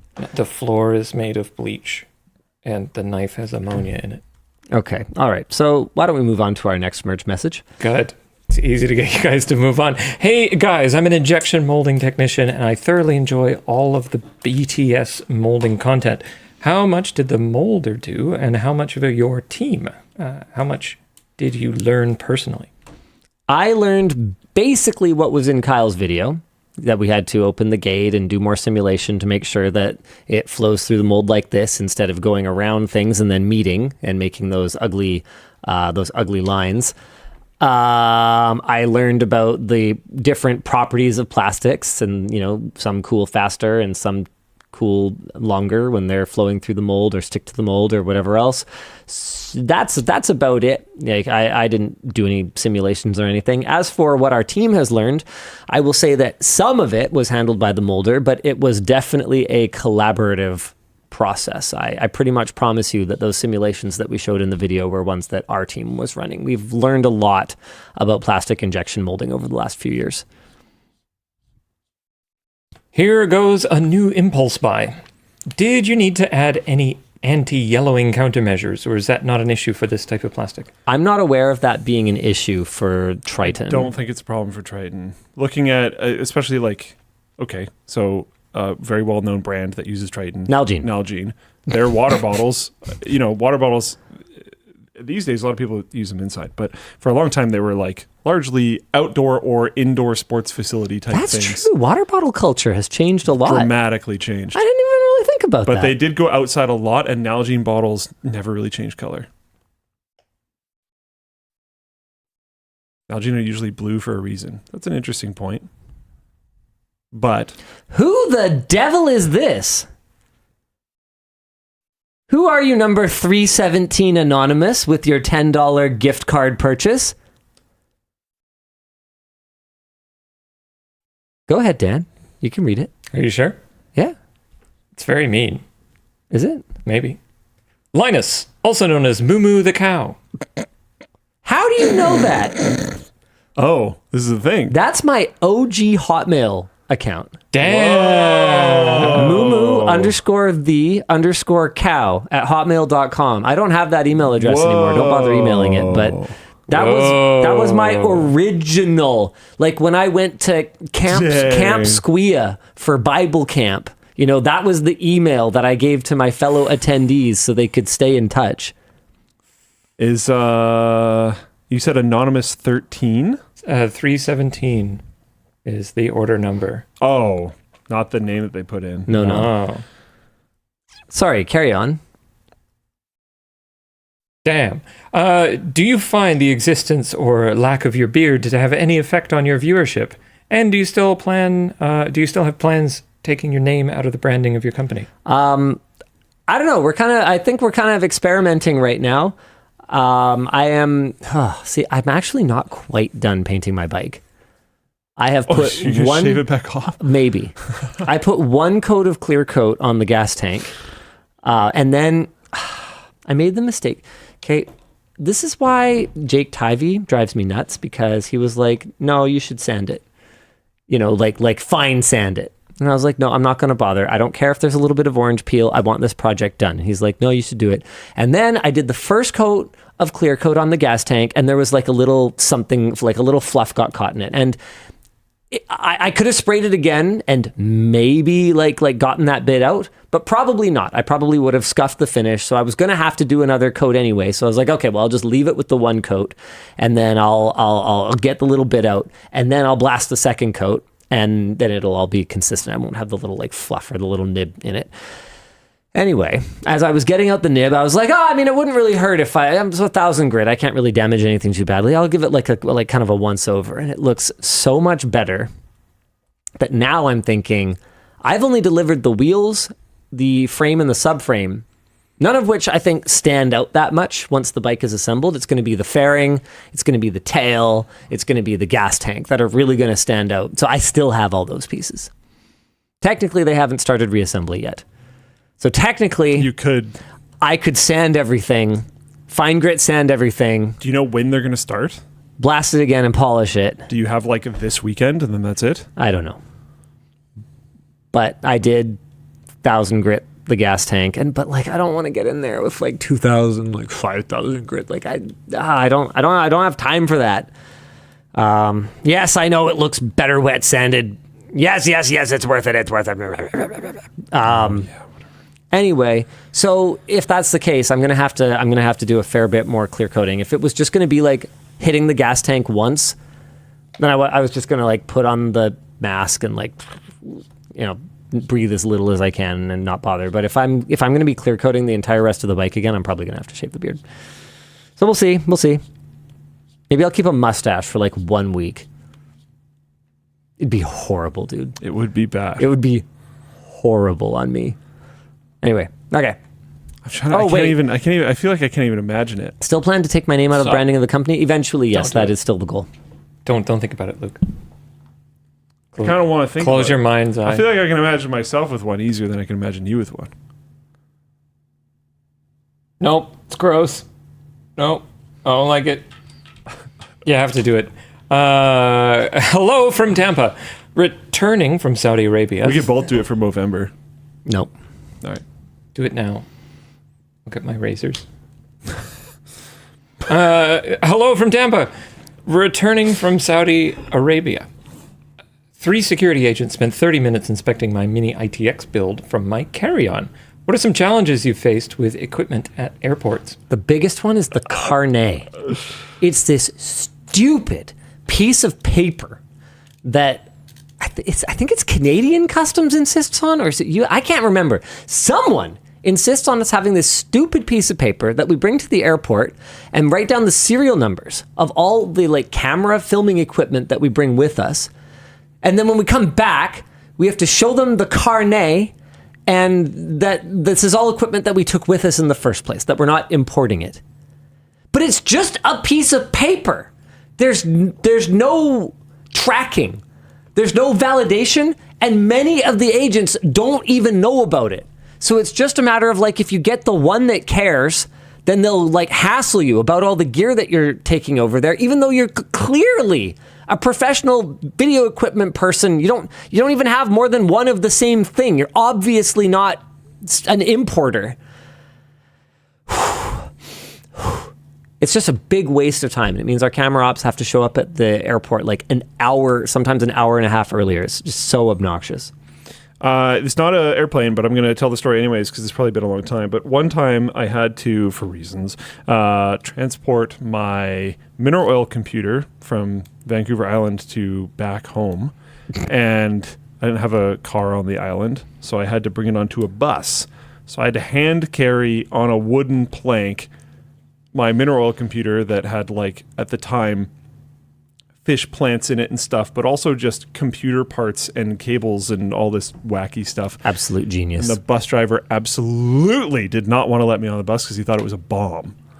And I got on the bus, but I don't remember how. I don't know if he just eventually kind of gave up and let me or what. I don't remember at this point. But yeah, I got it on the bus eventually and I got it home. But I mean, then I had to take it on the ferry and then all this kind of stuff, and it got some looks. It got some looks. I was probably heavy as hell. It wasn't light. It wasn't particularly light. There, part of the spoiler of the story is that it didn't exactly have oil in it at that point in time, or at least not a lot. But the oil was soaked into the wooden plank, and I was carrying a computer on a plank for like plus the aquarium factor. Many hours. Yeah. Ridiculous. Yeah. Howdy LDL from Texas. Love the screwdriver and buying one for my dad. Question. AI makes call scams harder to detect. How can we verify who we're speaking to? Maybe encryption keys or back to the old safe words. Safe words. Safe words, and just don't. That's the one. Don't do anything when people call you. Yeah, you can always call people back. Look up their number and call them back. Don't forget they could be SIM jacked. So even calling them back. Oh no! Don't call their 100%. direct number back. Just don't. Like if your bank calls you or something like that. Oh, I was talking like a loved one, because you couldn't have a safe word with your bank. I think they're talking about. Yeah. Like if your wife calls you saying she's held ransom or whatever. Enough. I'm sure you could. Call who? I'm sure for the company bank account you could have a safe word, to be honest. I don't know. You'd be surprised how inflexible like policy is at places. Like we're again, this comes down to that whole age-old debate. Is Linus Media Group a big company? Yeah. In the scheme of like, would banks just like have a special policy for us? No. It's funny because there are some that would, little tiny credit unions, but like not big boy banks. But that's our issue. Is we're big enough that there's no way we could engage reasonably with a bank like that, simply because they wouldn't deal in enough currencies for us. We deal in GBP, Euro, CAD, USD, at least, and there's probably some. Oh yeah, no, we definitely have yen, Australian dollar. Yeah, we have Chinese yuan as well. Swedish krona. We deal in all these different currencies, so no idea. We absolutely have to deal with like a mega bank, just because of all the different income streams that are coming from like Amazon affiliate Australia or whatever, right? I don't even know if that's a thing, but that's an example of the kind of reason that we might have some international currency coming in. And but we are not big enough for any organization like that to give two shits and a limp dick about us. So two separate trips or like one? So we're in this. There are three people.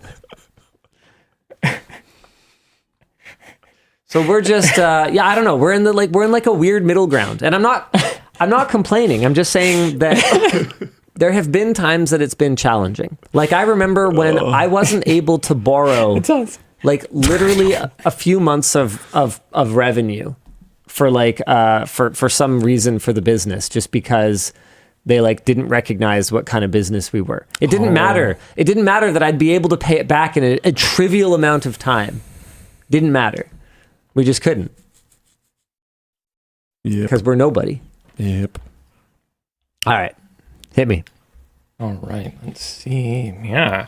Hi, LLD. About to receive a utility patent. Any advice for getting a device from prototype to finished product? Any pitfalls to avoid? Clear driver will go great with my OG black shaft driver. Thanks. Any advice for getting it to finished product? Be patient. Time estimate. Do it times by right. 3. Understand that there may be compromises to be made along the way. For instance, there is one compromise on this. There's almost no way that you guys would be able to see it, but there's like around the bits of the ratchet mechanism, like the metal like spine that comes out of the housing here. There's kind of like a thin part of the wall. It goes all the way around, so it doesn't really it doesn't matter, you know. But I know it's there. It wasn't what we were trying to do. We wanted it to sit cleaner to the I don't know what you're talking about. here. Yeah, it doesn't matter. It doesn't matter. I legitimately can't. It's better if no one else can find it. But the point is, there will be little compromises. Be ready for that, but also stick to your guns when it comes to quality. Never compromise on the long-lastingness of the product. I don't know. As for pitfalls to avoid, oh man, carefully QC what you get back from the factory.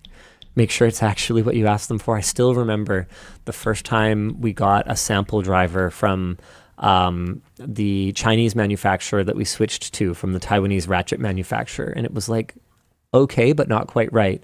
And it turned out that they had somehow never gotten our drawings and had just cloned it based on the sample product we sent instead of creating it from the drawings.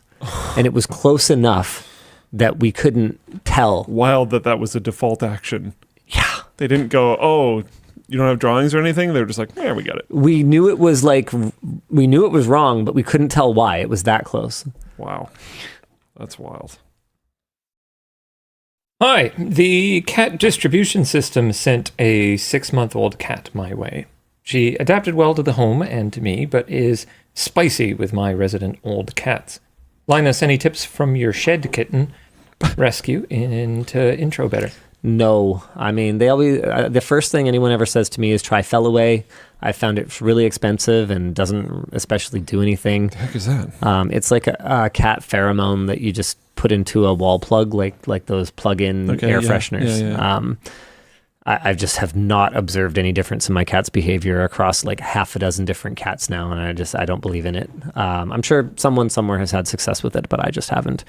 As for how things have gone with our cats, our resident older lady cat was extremely aggressive with the new ones, and she now lives with my aunt.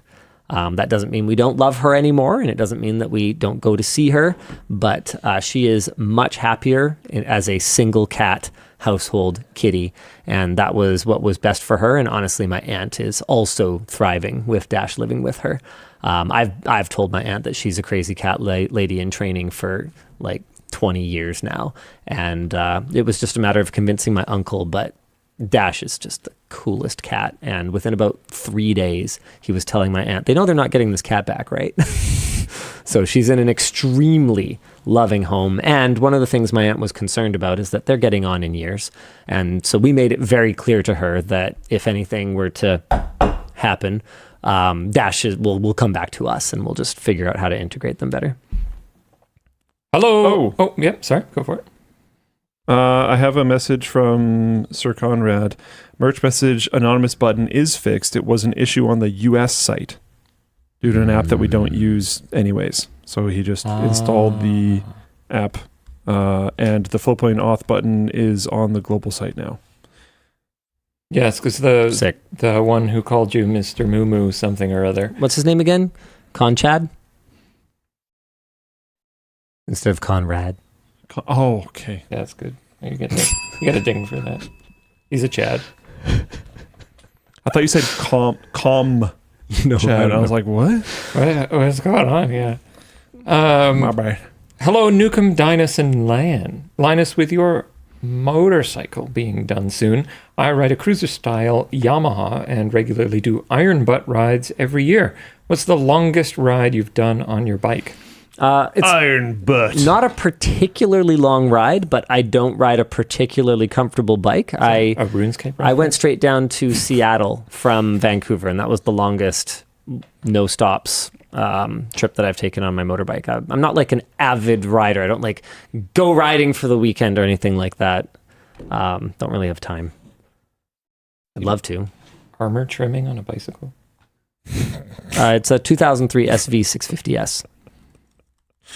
Jokes for 6 people. Yeah. Okay, let's see. Morning, LLD. I work in a secure office, which means no Wi-Fi or Bluetooth devices. I would still like a device to track and remind me of meetings. Do you have any ideas? I've been looking at electronic organizers from the 90s.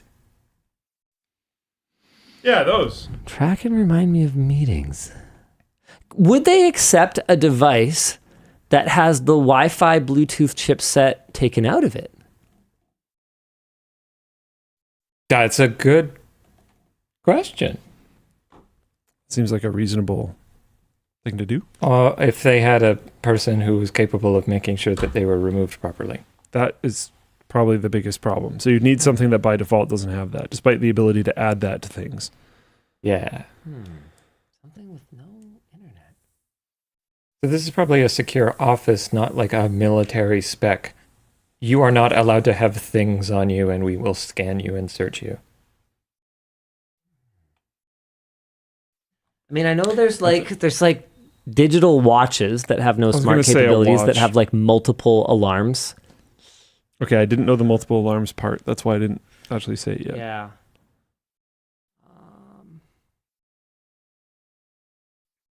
Yeah. Virtual Sedai says that's not surprising. We are told that even wireless keyboards are a security risk. Some offices are crazy. I mean, Luke, that's what we should do on top of Threat Locker is ban all wireless devices. nice. Okay. Fogel BR says likely not. If this is a SIF, then the device has to be on approved lists from the government. Interesting. Yeah, no, I don't know, Secure man. Information Facility? Is that what SIF Yeah, stands for? vintage Palm Pilot. I think, man, a lot of those older Pocket PCs and stuff, though, they had Wi-Fi. You'd have to go quite old. Yeah. Like 90s. Like you I could, think you could get an he's- Apple Newton. No, I think even that. Oh no, yeah, it doesn't have Wi-Fi. It doesn't have Wi-Fi in the would default be configuration. so cool if you rocked up with an Apple Newton. That would be sick. Apple Newton. That's my official recommendation. Let's go. I second that. Okay. Hi, dopamine, serotonin. Hi, dopamine, serotonin, and oxytocin. You have mentioned having lots of games in your Steam libraries, which you have not had a chance to play. What were some of the hidden gems once you played them? I actually did a whole video. Really? Yep. And then I never actually, in the video, I was like, here I am trying every unplayed game in my Steam backlog. I did this 4 years ago. It was really fun. And I found a bunch of games that I was like, oh, I'm going to come back and play this one. Never did. Oh, you can favorite things in Steam. I know. I need to go back and Should've rewatch this favorited them. video now Yeah. so that I know which ones I wanted to play. Yeah. Luke, I had a shared account just like that on Steam. Only I was the one who ended up with the account in the end. So did he. Yeah. It was a blast seeing the new games and giving them a try for free. Nice. Honestly, it was surprisingly like fun. And the last one I've got for you tonight is, Luke, have you started any new Final Fantasy games yet?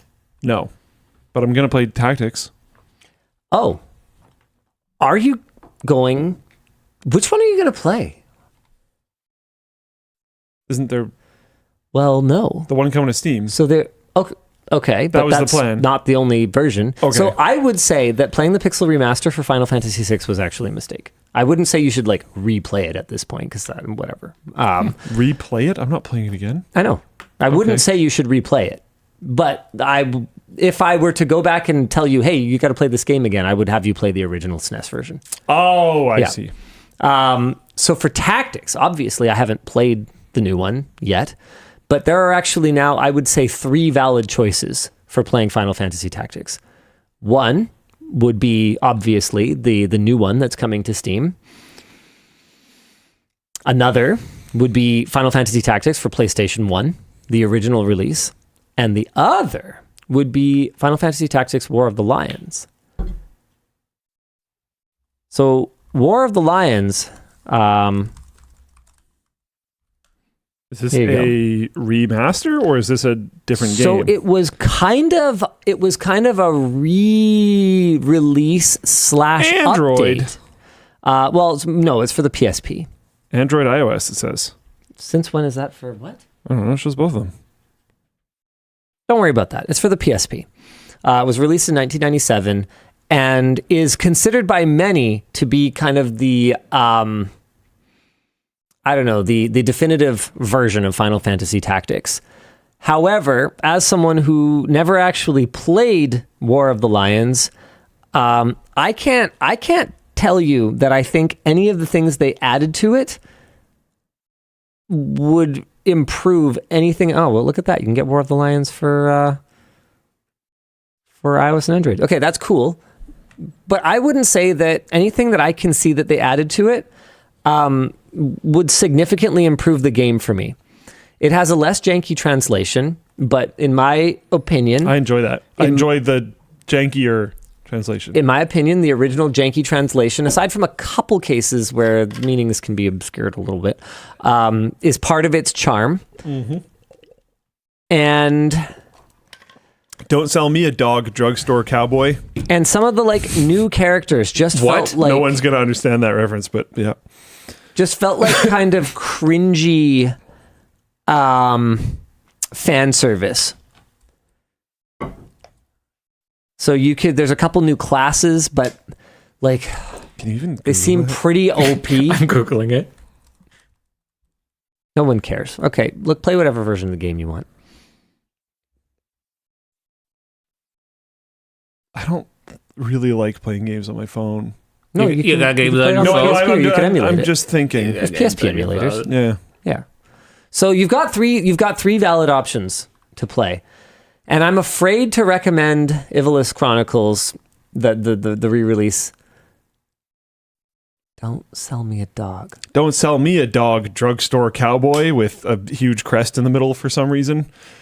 This isn't the exact one, but I saw this on a hat in Taiwan my first time there, second time there, and I bought it for Emma. I still have the hat. That's good. I like bad translations. So here's something, and yeah, Sydney Broke-It is saying this in chat. The remake is removing a bunch of the fan servicey things in War of the Lions. So it's apparently meant to be. There was apparently the source code was lost. Is that right, you guys? So they ended up having. It's very much like a fan service game, but was initiated by someone from the original team, replaying it again and being like, no, this is the definitive version, and wanting to bring it to modern platforms instead of War of the Lions, which apparently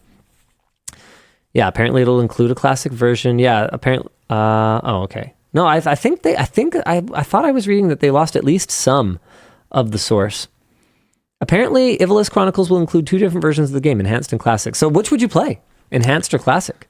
So I need to really get through the details of the changes. If it's just graphics, honestly, I don't care. There was a mode where you could kind of see the old graphics on the Pixel Remaster, and I was like, sure, you could take either. It's fine. So the classic version of the re-release will have the War of the Lions translation, though. So if you want the original PlayStation kind of janky translation, you'll have to emulate PlayStation 1, which can be done very easily these days. You have time to decide. Maybe I'll buy the Steam one and then emulate it. Yeah, that's a valid choice. Because I never bought this back in the day. In my opinion. I don't have any I didn't have any Final Fantasy. The only game I had was Final Fantasy VIII. Ooh, here's a fun piracy conversation. Sure. I own a Final Fantasy Tactics disc for PlayStation 1. Oh. If I lent you my give disc, me the disc and I didn't play the game while you were playing it, that's valid? I'd be okay with that. You'd be okay emulating it? Yep. Well, I won't. Because technically I have an old PlayStation. This is interesting. People are like, valid. Chat says valid. I think it's fine. Chat says valid. I think it's fine. Well, I'm not giving it to you because I actually love that they're remastering the original game and they should get money for it. Yeah, I'm cool with that. So I'm not going to lend you the game. I'm fine with that. But yeah, it's one of the handful of like retro games that I own. Actually, I think I bought it from David when he did his liquidation sale. I was like, oh, you have nice. Final Fantasy Tactics. I've Nice. played this game like 3 times and I've never owned a copy. I feel bad. I would either go to Willow and buy my own old school copy, or I think it is also fair, in my opinion, to buy the new one and then just emulate the old one. I think that's fine. Okay. That is my brain is okay with that. You know what my brain's okay with? Telling you guys, hey, we'll see you again next week. Same bad time, same bad channel. Bye.